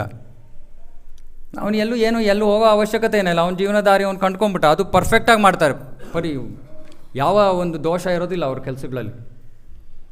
ಅದೇ ರೀತಿ ಹೆಂಗಸರಿಗೆ ಮನೆಯಲ್ಲೇ ತರಬೇತಿ. ಕೆಂಬಂತ ಓಡ್ರಪ್ಪ ಡಾಕ್ಟ್ರ್ ಹತ್ರ. ಡಾಕ್ಟ್ರ್ ಫೋನ್ ಮಾಡಿ 10 ಗಂಟೆ ಆಯಿತು, ಯಾರು ಇರ್ತಾರೋ ಡಾಕ್ಟ್ರು. ಹಿಂದಿನ ಕಾಲದಲ್ಲಿ ಏನು ಮಾಡ್ತಾಯಿದ್ರು? ಆಯ್ತು, 2 ದಿನದಲ್ಲಿ ಕ್ಲೋಸ್. ಇವತ್ತು ನಾವು ಜೀವನದಲ್ಲಿ ಎಷ್ಟೋ ವಿಷಯಗಳಿಗೆ ಆತಂಕ ಪಡ್ತಾ ಇದ್ದಿದ್ದು ಹಿಂದಿನ ಕಾಲದಲ್ಲಿ ಹೆಂಗಸರಿಗೆ ಇದು ಮನೆ ಮದ್ದು, ಮನೆ ಜ್ಞಾನ ಎಲ್ಲರಿಗೂ ಗೊತ್ತಿರ್ತಾ ಇತ್ತು. ಯಾರು ಟೆನ್ಷನ್ ಮಾಡ್ಕೊಳ್ಳೋ ಅವಶ್ಯಕತೆಯೇ ಇರ್ತಾ ಇರಲಿಲ್ಲ ಸಾಮಾನ್ಯವಾದ ವಿಷಯಗಳಿಗೆ. ಇವತ್ತು ನಾವೇನು ಮಾಡ್ತಾಯಿದ್ದೀವಿ? ಅದೆಲ್ಲ ಬಿಟ್ಬಿಟ್ಟಿದ್ದೀವಿ. ಇದು ಸ್ತ್ರೀ ಧರ್ಮ ಅಲ್ಲ. ಇವತ್ತು ಸ್ತ್ರೀ ಏನು ಮಾಡೋಕ್ಕೆ ಪ್ರಯತ್ನ ಮಾಡ್ತಾ ಇದ್ದಾಳೆ? ಕೆಲಸ ಯಾರ ಕರ್ತವ್ಯ? ಪುರುಷರು ಏನು ಮಾಡ್ತಾಯಿದ್ದಾರೆ? ಕಳ್ಳರು. ಹೌದು, ಪುರುಷರು ಕಳ್ಳರು ಏನು ಮಾಡ್ತಾಯಿದ್ದಾರೆ? ಹೆಂಗಸರನ್ನ ಕೆಲಸಕ್ಕೆ ಕಳಿಸ್ತಾ ಇದ್ದಾರೆ. ಯಾಕೆ? ನನ್ನ ಮೇಲೆ ಸ್ವಲ್ಪ ಪ್ರೆಷರ್ ಕಡಿಮೆ ಆಗತ್ತಲ್ಲ. ಯಾರು? ಅಲ್ಲ, ಅವ್ರ ಬಗ್ಗೆನೂ ಬರೋಣ. ನೀವು ಯಾವ ಕಡೆ ಅಂತ ಕನ್ಫ್ಯೂಸ್ ಆಗಿದೆ ನನಗೆ ಅಂದರು. ಇವಾಗ ನೋಡಿ, ಇವಾಗ ಮನೆಯಲ್ಲಿ ಮಕ್ಕಳಿದ್ದಾರೆ. ಮಕ್ಕಳನ್ನ ಯಾರಪ್ಪ ನೋಡ್ಕೋತಾರೆ? ನೀವೆಲ್ಲ ಇದ್ದೀರಲ್ಲ, ಸ್ವಲ್ಪ ಬಿಳಿ ಆಗಿದ್ರೆ ಕೂತ್ಕೊಳ್ಳಿ ಮನೆಯಲ್ಲಿ. ದೇವರು ದಿಂಡ್ರು ಅಂದರೆ ಇವಾಗ ಟೈಮ್ ಇಲ್ಲ ನಿಮಗೆ, ಸ್ವಲ್ಪ ಮಾಡಿ ನಮಗೆ. ಶಾಸ್ತ್ರದಲ್ಲಿ ಹೇಳ್ತಾರೆ, ಗೃಹಸ್ಥ ಆದಮೇಲೆ ವಾನಪ್ರಸ್ಥ. ವಾನಪ್ರಸ್ಥ ಅಂದರೆ ಮನೆಯಿಂದ ರೈಟ್ ಹೇಳಬೇಕು. ಯಾವಾಗ ಮನೆಯಿಂದ ಹೋಗಬೇಕು? ಮಕ್ಕಳಿಗೆ ಮದುವೆ ಮಾಡಿಸಾದ್ಮೇಲೆ ನಮ್ಮ ಕರ್ತವ್ಯ ಮುಗೀತು. ಹೆಣ್ಮಗು ಆದರೂ ಇರಲಿ, ಗಂಡು ಮಗು ಆಗೋ ಇರಲಿ, ನಮ್ಮ ಕರ್ತವ್ಯ ಮುಗೀತು. ಇದು ಶಾಸ್ತ್ರ ನಾನು ಹೇಳ್ತಾ ಇರೋದು. ಇವತ್ತು ಸಮಾಜ ಎಷ್ಟು ತಪ್ಪು ದಾರಿಯಲ್ಲಿ ಹೋಗ್ತಾ ಇದೆ, ಹಾಗಾಗಿ ಎಷ್ಟು ಸಮಸ್ಯೆಗಳು ಸೃಷ್ಟಿ ಆಗ್ತಾಯಿವೆ ಅಂತ ಅರ್ಥ ಮಾಡ್ಕೊಳ್ಳಿ. ಇವಾಗ ಮಕ್ಕಳಿಗೆ ನಮ್ಮ ಮನೆಯಲ್ಲಿ ಇದೇ ಪರಿಸ್ಥಿತಿ ಇತ್ತು. ನಾನು ಕೃಷ್ಣ ಪ್ರಜ್ಞೆಗೆ ಬರೋಕ್ಕಿಂತ ಮುಂಚೆ ನನ್ನ ಹೆಂಡತಿ ಅವಳು ಬಿಟ್ಸ್ ಪಿಲಾನಿನಲ್ಲಿ ಡಬಲ್ ಮಾಸ್ಟರ್ಸ್ ಮಾಡಿದ್ದು, ಭಾಳ ಬುದ್ಧಿವಂತೆ, ಸಾಫ್ಟ್ವೇರು ಅದು ಇದು ಇಬ್ಬರು ನಾವು ಕೆಲಸ ಮಾಡ್ತಾಯಿದ್ದಿದ್ದು. ನಾನು ಏನೇನೋ ಒಂದು ಕ್ಲಾಸಲ್ಲಿ ಹೇಳ್ತಾಯಿದ್ದೆ. ನನ್ನ ಮಗಳು ಆವಾಗ ಇವತ್ತು ಬರ್ತೀನಿ ಅಂದ್ಲು, ಬರಲಿಲ್ಲ. 5 ವರ್ಷ ಮಗುವಾಗ ಇಬ್ಬರಿಗೂ ಸಮಯ ಇಲ್ಲ. ಮನೆಯಲ್ಲಿ ತಂದೆ ತಾಯಿ ಇದ್ದಾರೆ, ಮುಂದೆನೇ ನಮ್ಮ ಚಿಕ್ಕಮ್ಮ. ಸೊ ಅಲ್ಲಿ ಒಂದು ತಾತ ಅಜ್ಜಿ, ಇಲ್ಲೊಂದು ತಾತ ಅಜ್ಜಿ, ಇಬ್ಬರು 4 ಜನ ತಾತ ಅಜ್ಜಿಯರ ಜೊತೆ ಮಗುನ ಬಿಟ್ಬಿಟ್ಟಿದ್ದೀವಿ. ನಮ್ಮದೇನು ಕೆಲಸ ಆಗೋಯ್ತು, ನಮ್ಮ ಕರ್ತವ್ಯ ಆಗೋಯ್ತು ಅಂತ. ನನ್ನ ಮಗಳು 5 ವರ್ಷ ವಯಸ್ಸು ಒಳಗವಾಗ ಒಂದು ಸತಿ ಬಂದು ಒಂದೇ ಒಂದು ಮಾತು ಹೇಳ್ತು. ಅಮ್ಮ, ವಿಶೇಷವಾಗಿ ಅಮ್ಮನಿಗೆ, ಅಮ್ಮ ನೀನು ನನಗೆ ಸಿಗೋದೇ ಇಲ್ವಲ್ಲಮ್ಮ. ಒಂದೇ ಒಂದು ಸೆಂಟೆನ್ಸ್ ಹೇಳ್ತದು. ಅಮ್ಮ ನೀನು ನನಗೆ ಸಿಗೋದೇ ಇಲ್ವಲ್ಲ ಅಂತ. ಈಗ ಸಾಮಾನ್ಯವಾಗಿದ್ದವ್ರು ಇದ್ದಿದ್ರೆ ಹೌದು ಸಿಗೋದಿಲ್ಲ, ನಾನು ಬ್ಯುಸಿ ಆಗಿದ್ದೀನಿ, ನೀನು ತಗೋ, ಒಂದು ಮೊಬೈಲ್ ಕೊಡ್ತೀನಿ, ಇನ್ನೊಂದು ಕೊಡ್ತೀನಿ, ಮತ್ತೊಂದು ಕೊಡ್ತೀನಿ. ಅರೆ ನಾವು ಆವಾಗ ಕೃಷ್ಣ ಪ್ರಜ್ಞೆಗೆ ಬಂದಿದ್ವಿ, ಸ್ವಲ್ಪ ಈ ವಿಷಯಗಳೆಲ್ಲ ಕೇಳ್ತಾ ಇದ್ವಿ, ಸ್ವಲ್ಪ ತಲೆ ಓಡ್ತಾಯಿತ್ತು ಈ ಥರ ವಿಷಯಗಳೆಲ್ಲ. ಸರಿನಾ ತಪ್ಪ ಅನ್ನೋದು ತುಂಬ ಪ್ರಜ್ಞೆ ಜಾಸ್ತಿ. ಅರ್ಜುನಿಗಿತ್ತಲ್ಲ, ಅರ್ಜುನ ಯುದ್ಧ ಮಾಡಲ್ಲ ಅನ್ನೋ ಇನ್ನೊಂದು ಕಾರಣ ಇದು ಪಾಪ ಅಂತ ಹೇಳ್ತಾನೆ. ಸೊ ಸರಿ ತಪ್ಪು ಅನ್ನೋ ಪ್ರಜ್ಞೆ ಹೆಚ್ಚಾಗತ್ತೆ ಕೃಷ್ಣ ಪ್ರಜ್ಞೆಗೆ ಬಂದಾಗ. ಸೊ ನಾವು ಯೋಚನೆ ಮಾಡಿದ್ವಿ, ಯಾವುದಕ್ಕೋಸ್ಕರ ಇಷ್ಟೊಂದು ಕಷ್ಟಪಡ್ತಾಯಿದ್ದೀವಿ ನಾವು, ಇಷ್ಟೊಂದದ್ದು. ಅದು ನೀವು ಹೇಳ್ದಂಗೆ ಬೆಳಗ್ಗೆ ನಮ್ಮ ಮನೆಯಲ್ಲಿ ನಾವು ಬೇರೆಯವ್ರ ಹತ್ರ ಎಲ್ಲ ಕೈಯಲ್ಲಿ ಅಡುಗೆ ಮಾಡಿಸಲ್ಲ, ಅಡುಗೆ ಮನೆಯವ್ರಿಗೆ ಇನ್ಯಾರೂ ಬರೋಂಗಿಲ್ಲ ನಮ್ಮ ಮನೆಗಳಲ್ಲಿ. ಸೊ ಯಾರು ಅಡುಗೆ ಮಾಡಬೇಕು? ನಾನು ಹೆಂಡ್ತಿನೇ ಮಾಡಬೇಕು. ಬೆಳಗ್ಗೆ ಅಡುಗೆ ಮಾಡಿ ಆಮೇಲೆ ಆಫೀಸ್ಗೆ ಹೋಗಬೇಕು. ಆಮೇಲೆ ಅವ್ಳು ಮಾಡ್ತಾಯಿದ್ದು ಸಿಸ್ಕೋನಲ್ಲಿ ಕೆಲಸ ಮಾಡ್ತಾಯಿದ್ಲು, ಅವ್ರದ್ದು ಅಮೇರಿಕಾನವರು ಇರೋದು ಎಲ್ಲ 11 ಗಂಟೆಗೆ ರಾತ್ರಿ ಕಾಲು. ಆಫೀಸಿಂದ ಬರ್ತಾಳೆ 7 ಗಂಟೆಗೆ ಮನೆಗೆ. ಆಮೇಲೆ ಮಗು ಇರುತ್ತೆ, ಅದಕ್ಕೊಂದು ಸ್ವಲ್ಪ ಅದ್ರ ಜೊತೆ ಕೂತ್ಕೋಬೇಕು, ತಂದೆ ತಾಯಂದ್ರಿಗೆ ಸ್ವಲ್ಪ ಏನಾದ್ರು ಮಾಡಬೇಕು. ಆಮೇಲೆ ಕಾಲು, ಆಮೇಲೆ ಮಲ್ಕೊಳ್ಳೋದು ಯಾವಾಗಲೂ 12 ಗಂಟೆ, ತಿರ್ಗಾ ಬೆಳಗ್ಗೆ 5 ಗಂಟೆ. ನಾನು ಹೇಳಿದೆ, ಎಷ್ಟು ವರ್ಷಮ್ಮ ಮಾಡ್ತೀಯ ಹಿಂಗೆ ನೀನು ಇದೇ ರೀತಿ ಕೆಲಸ ಮಾಡ್ತಾಯಿದ್ರೆ ನಿನ್ನನ್ನು ನೋಡ್ಕೊಳ್ಳೋಕ್ಕೆ ಯಾರನ್ನಾರು ಇಡಬೇಕಾಗತ್ತೆ ನಾವು, ಯಾಕಂದರೆ ಬೇಗ ಆರೋಗ್ಯ ಹಾಳಾಗತ್ತೆ. ಆದರೆ ಆವಾಗ ಅವಳು ಅದನ್ನು ಕೇಳೋ ಮನಸ್ಥಿತಿಲಲ್ಲಿ ಇಲ್ಲ. ಕೆರಿಯರ್ ಆಯ್ತಮ್ಮ ಮಾಡು, ಎಷ್ಟು ವರ್ಷ ಮಾಡ್ತೀವಿ ಮಾಡು, ನಿನ್ನಿಷ್ಟ. ಆದರೆ ಯಾವಾಗ ನನ್ನ ಮಗಳು ಹೀಗೆ ಹೇಳಿದ್ಲೋ ಅವಳು ತಕ್ಷಣ ಮನಸ್ಸಿಗೆ ತಾಕ್ತು, ಇದೇನಪ್ಪ ಇದು, ನಾವು ಇಷ್ಟೊಂದು ದುಡ್ಡು ಸಂಗ್ರಹ ಮಾಡ್ತಾ ಇರೋದು ಯಾರಿಗೋಸ್ಕರ? ಈ ಮಗುಗೋಸ್ಕರ. ಯಾವಾಗಗೋಸ್ಕರ? ಭವಿಷ್ಯದಲ್ಲಿ ಅದಕ್ಕೆ ಉಪಯೋಗ ಆಗಲಿ ಅಂತ. ಅರೆ ಮಗುವಿನ ಜೊತೆ ಸಂಬಂಧವೇ ಇವಾಗ ಕಳ್ಕೊಂಡ್ಬಿಟ್ರೆ ಯಾವ ಮಗು, ಯಾವ ಹಣ ಯಾರಿಗೋಸ್ಕರ? ಸೊ ಅವತ್ತು ನಾವು ನಿರ್ಧಾರ ಮಾಡಿದ್ವಿ, ಇಲ್ಲ ಆವಾಗ ನಮಗೆ ಎಷ್ಟೊಂದು ಮನೆ ತೊಗೊಂಡಿದ್ವಿ, ಎಷ್ಟೊಂದು ಲೋನ್ ಇತ್ತು, ಆಳು ಮೂಳು ಯೋಚನೆ ಮಾಡಿದ್ವಿ. ಆಮೇಲೆ ಇಲ್ಲ, ಕೃಷ್ಣನ ಇಚ್ಛೆ ಇದು, ಕೃಷ್ಣನ ಸಮಾಜ ಜೀವನ ಹೇಗೆ ನಡೆಸಬೇಕು ಅನ್ನೋದಕ್ಕೆ ಕೃಷ್ಣ ಕೊಟ್ಟಿರೋ ಉಪದೇಶ ಇದು. ಇದನ್ನು ನಾವು ಪಾಲನೆ ಮಾಡೋಕ್ಕೆ ಪ್ರಯತ್ನ ಮಾಡೋಣ, ಕೃಷ್ಣ ನಮ್ಮನ್ನು ನೋಡ್ಕೋತಾನೆ ಅನ್ನೋ ಒಂದು ನಂಬಿಕೆಯ ಮೇಲೆ ನನ್ನ ಹೆಂಡತಿ ಕೆಲಸವನ್ನು ಬಿಟ್ಟಳು. ಯಾವ ತೊಂದರೆನೂ ಆಗಲಿಲ್ಲ ನಮ್ಮ ಜೀವನದಲ್ಲಿ. ಯಾಕೆ? ಇದು ನಿಜವಾದ ಜೀವನ.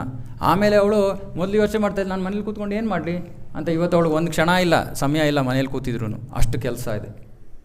ಕೃಷ್ಣ ಪ್ರಜ್ಞೆ ಚಟುವಟಿಕೆಗಳಿದೆ, ಮನೆ ಕರ್ತವ್ಯಗಳಿದೆ. ಅಂದರೆ ಅರ್ಥ ಏನಂದರೆ ಆಮೇಲೆ ಅವಳು ನಿಜವಾಗ್ಲೂ ಸಂತೋಷವನ್ನು ಅನುಭವಿಸೋಕ್ಕೆ ಶುರು ಮಾಡಿದ್ಲು.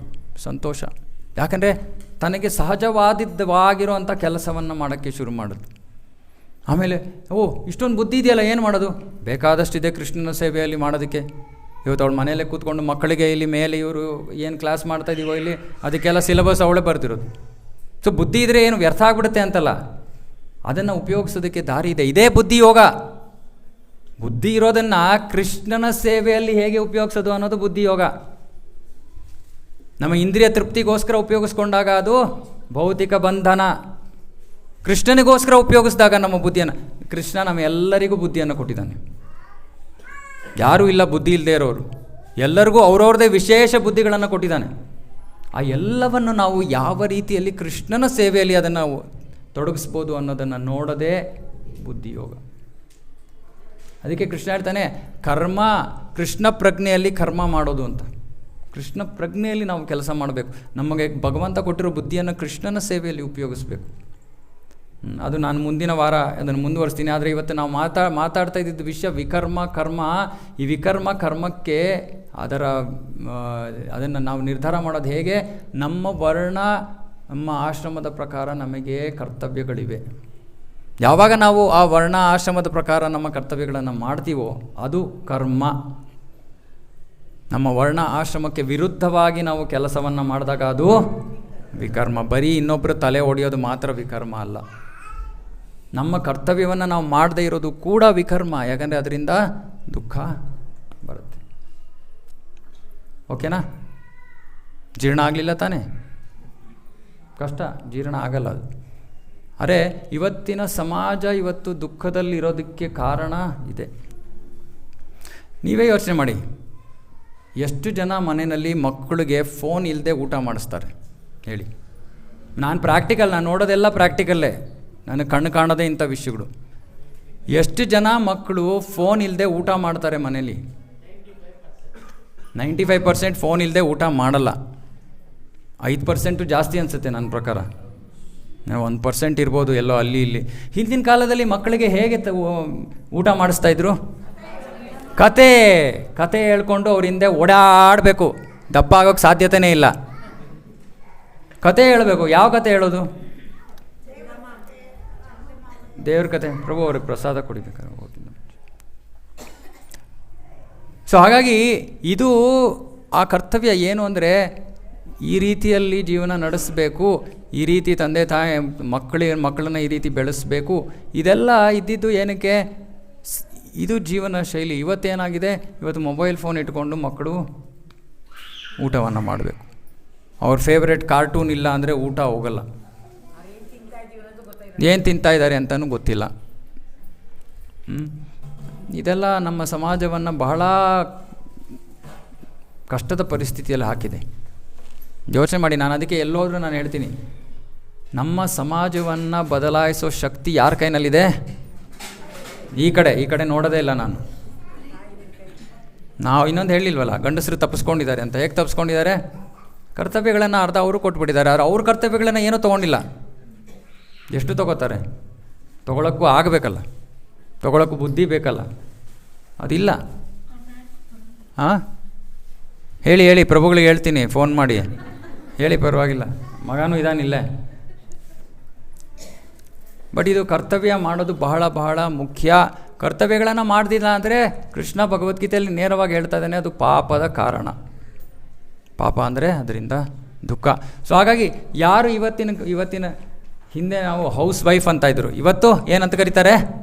Home maker. ಹೌಸ್ ವೈಫ್ ಅಂದರೆ ಯೂಸ್ಲೆಸ್. ಹೋಮ್ ಮೇಕರ್ ಅಂದರೆ ಇನ್ನೂ ಎಲ್ಲೋ ಕೆಲಸ ಮಾಡ್ತಾಯಿದ್ದೀನಿ ಅಂದರೆ ಇನ್ನೂ ಆದರೆ ಶಾಸ್ತ್ರದಲ್ಲಿ ಮನೆಯಲ್ಲಿ ಇದ್ಕೊಂಡು ಮನೆಯಲ್ಲಿ ಮಕ್ಕಳಿಗೆ ಪ್ರೀತಿ, ನಾನು ಯಾರು ಹೇಳಿದ್ರು ಕೇರ್ ಅಂತ. ನಾನು ಹೇಳಿದೆ ಇವತ್ತು ಅದು ಡಿಕ್ಷನರಿನಲ್ಲೇ ಇಲ್ಲ. ಇವತ್ತು ಮಕ್ಕಳಿಗೆ ಪ್ರೀತಿಯನ್ನು ತೋರೋದು, ಯಾವ ರೀತಿ ಪ್ರೀತಿ ತೋರಬೇಕು, ಯಾವ ರೀತಿ ಅವ್ರ ಜೊತೆ ಸ್ಟ್ರಿಕ್ಟಾಗಿರಬೇಕು, ಅದಕ್ಕೆ ನಾವು ಇನ್ನೊಂದು ಸೆಮಿನಾರ್ ಮಾಡಬೇಕು ಅಂತ ಇದ್ದೀವಿ, ಆರ್ಟ್ ಆಫ್ ಪೇರೆಂಟಿಂಗ್ ಅಂತ. ಮಕ್ಕಳನ್ನು ಹೇಗೆ ಬೆಳೆಸಬೇಕು ಅನ್ನೋದು ಒಂದು ದೊಡ್ಡ ಕಲೆ. ಅದನ್ನು ನಾವು ಕಲೀಲಿಲ್ಲ, ನಾವು ಮಗುನ ಬೆಳೆಸ್ತಿರುವಾಗ. ಅದು ಇವಾಗ ಒಂದು ಸ್ವಲ್ಪ ಕೃಷ್ಣ ಪ್ರಜ್ಞೆಗೆ ಬಂದು ಸ್ವಲ್ಪ ವಿಷಯಗಳು ಗೊತ್ತಾಗಿದೆ. ಸೊ ಹಾಗಾಗಿ ಇದು ಬಹಳ ಮುಖ್ಯ. ನಮ್ಮ ಮುಂದಿನ ಪೀಳಿಗೆ ಅಸುರರಾಗದೇ ಇರಬೇಕು ಅಂದರೆ, ಅಸುರರು ಅಂದ್ರೇನು? ಅಲ್ಲ, ಇಂದ್ರಿಯ ತೃಪ್ತಿಗೋಸ್ಕರ ಜೀವನ ಮಾಡೋರು ಅಸುರರು. ಯಾರಿಗೆ ಭಗವಂತ, ಎಷ್ಟು ಜನ ಇವತ್ತು ನಾನು ಯಾರನ್ನೂ ಕೇಳ್ತಿದ್ದೆ, ನಿಮ್ಮ ಮನೇಲಿ ದೇವ್ರ ಮನೆ ಇದೆಯಾ ಅಂತ. ಇವತ್ತು ಆ ಸ್ಥಿತಿ ಬರ್ತಾ ಇದೆ ಆಗಲೇ. ಯಾಕಂದರೆ ಬರೀ ಗಂಡ ಹೆಂಡತಿ ಇರೋರು ಮನೇಲಿ ಯಾರು ಹಿರಿಯರಿಲ್ಲ ಅಂದರೆ ದೇವ್ರ ಮನೆಗೇನು, ಯಾರಿಗೆ ಸಮಯ ಇದೆ ದೇವ್ರ ಮನೇಲಿ ಏನಾರು ಮಾಡೋಕ್ಕೆ? ಏನು ಮಾಡಬೇಕು ಅಂತಲೂ ಗೊತ್ತಿಲ್ಲ. ದೇವ್ರ ಮನೆಯೇ ಬೇಡ ಬಿಡಿ, ದೇವಸ್ಥಾನಕ್ಕೆ ಹೋಗೋಣ. ಯಾವಾಗ? ಯಾವುದೋ ಹುಣ್ಣಿಮೆಗೋ ಪೂರ್ಣಿಮೆಗೋ ಯಾವಾಗಲೋ ಒಂದು 3 ತಿಂಗಳಿಗೆ ಒಂದ್ಸತಿ ದೇವಸ್ಥಾನ. ಇದು ಇವತ್ತಿನ ಜೀವನ, ಉತ್ಪ್ರೇಕ್ಷೆ ಅಲ್ಲ, ಇದು ಜೀವನ ಸ್ಥಿತಿ.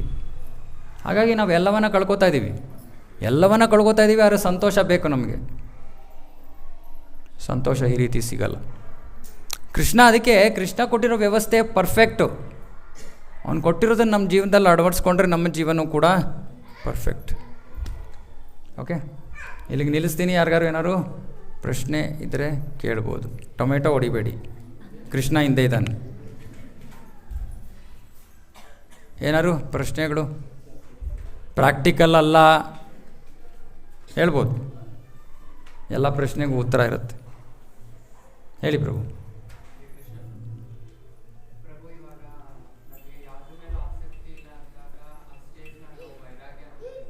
ಆಸಕ್ತಿ ಇಲ್ಲದೆ ಇರೋದ್ರ ಬಗ್ಗೆ ನಾನು ಏನು ಮಾತಾಡಿಲ್ಲ, ಬಟ್ ಹೇಳಿ.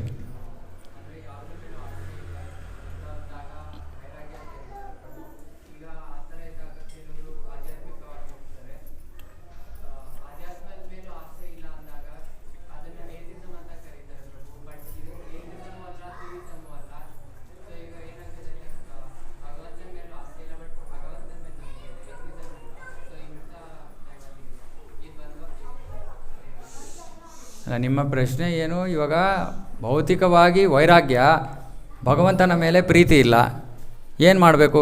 ಇಲ್ಲಿ ಕರ್ಕೊಂಬನ್ನಿ, ಇದು ಹಾಸ್ಪಿಟ್ಲಿದು. ಪ್ರಭುಪಾದರು ಇಸ್ಕಾನ್ ಮಾಡಿದ್ದು ಹಾಸ್ಪಿಟ್ಲ್ ಅಂದರು. ಇಸ್ಕಾನ್ ಕರ್ಕೊಂಬಂದರೆ ಅವಾಗ ರೋಗ ನಿವಾರಣೆ ಆಗುತ್ತೆ. ಅದಕ್ಕೆ ನಾನು ಹೇಳೋದು, ಇದು ವೈರಾಗ್ಯ ಅನ್ನೋದು ಏನು? ನಮ್ಮ ಕರ್ತವ್ಯದಿಂದ ನಾವು ದೂರ ಓಡ್ತಾ ಇದ್ದೀವಿ ಅಷ್ಟೇ. ಅದಕ್ಕೆ ವೈರಾಗ್ಯ ಅಂತ ಕರಿತಾ ಇದ್ದೀವಿ. ಕೃಷ್ಣ ಆಗಿದ್ದೀರ ಅರ್ಜುನ್ಗೆ ಹೇಳ್ತಾ ಇದ್ದೆ, ನೀನು ಕೂತ್ಕೊಳ್ಳಪ್ಪ, ಆರಾಮಾಗಿ ಚಿಲ್ ಮಾಡು. ನಾನು ಮಾಡ್ತೀನಿ ನಿನ್ನ ಕೆಲಸ, ನಿನ್ನ ಪಾಡಿಗೆ ನೀನು ಕೂತ್ಕೋ ಅಂತ. ಕೃಷ್ಣ ಅದನ್ನು ಹೇಳಿಲ್ಲ. ಕೃಷ್ಣ ಅರ್ಜುನ್ಗೆ ಹೇಳ್ದ ಹೋಗಿ ಕೆಲಸ ಮಾಡೋಗು, ನೀನು ಕರ್ಮ ಮಾಡೋಗು, ಕರ್ತವ್ಯ ಮಾಡೋಗು. ಸೊ ವೈರಾಗ್ಯ ಅನ್ನೋದು ಎಸ್ಕೇಪಿಸಮ್, ತಪ್ಪಿಸ್ಕೊಂಡು ಓಡೋಗೋದು ಅಷ್ಟೇ. ನಮಗೆ ಬೇಕಾಗಿರೋದು ಯುಕ್ತ ವೈರಾಗ್ಯ ಅಂತ ಶಾಸ್ತ್ರದಲ್ಲಿ ಹೇಳೋದು. ಯುಕ್ತ ವೈರಾಗ್ಯ, ಯುಕ್ತ ವೈರಾಗ್ಯ ಅಂದರೆ ನಮ್ಮ ಹತ್ರ ಏನಿದೆಯೋ ಅದೆಲ್ಲವನ್ನು ಭಗವಂತನಿಗಾಗಿ ಉಪಯೋಗಿಸ್ಬೇಕು, ಅದು ವೈರಾಗ್ಯ, ಅದು ನಿಜವಾದ ವೈರಾಗ್ಯ. ಭಗವಂತ ನನ್ನ ಜೀವನದಲ್ಲೇ ಇಲ್ಲ ಅಂದರೆ ನಾನು ಸುಮ್ಮನೆ ಕರ್ತವ್ಯದಿಂದ ಓಡ್ತಾ ಇದ್ದೀನಿ ಅಷ್ಟೇ, ಇನ್ನೇನಿಲ್ಲ. ಓಕೆ, ಇವತ್ತಿನ ವಿಷಯದ ಸಂಬಂಧಿತವಾಗಿ ಏನಾದರೂ ನೇರವಾಗಿ ಇದ್ದರೆ ಕೇಳಿ. ಓಕೆ, ಏನೇನಾದರೂ ಮುಗಿಸೋಣ. ಶ್ರೀಮದ್ ಭಗವದ್ಗೀತಾ ಕಿ ಜಯ, ಜಗದ್ಗುರು ಶಿಲಾ ಪ್ರಭುಪಾದ್ ಕಿ ಜಯ. ವಾಂಛಾಕಲ್ಪತರುಭ್ಯಶ್ಚ ಕೃಪಾ ಸಿಂಧುಭ್ಯೇವ ಚ ಪತಿತಾನಾಂ ಪಾವನೇಭ್ಯೋ ವೈಷ್ಣವೇಭ್ಯೋ ನಮೋ ನಮಃ. ಅನಂತಕೋಟಿ ವೈಷ್ಣವವೃಂದ ಕಿ ಜಯ. ಸಮವೇತ ಗೌರ ಭಕ್ತವೃಂದ ಕಿ ಜಯ. ಹರೇ ಕೃಷ್ಣ.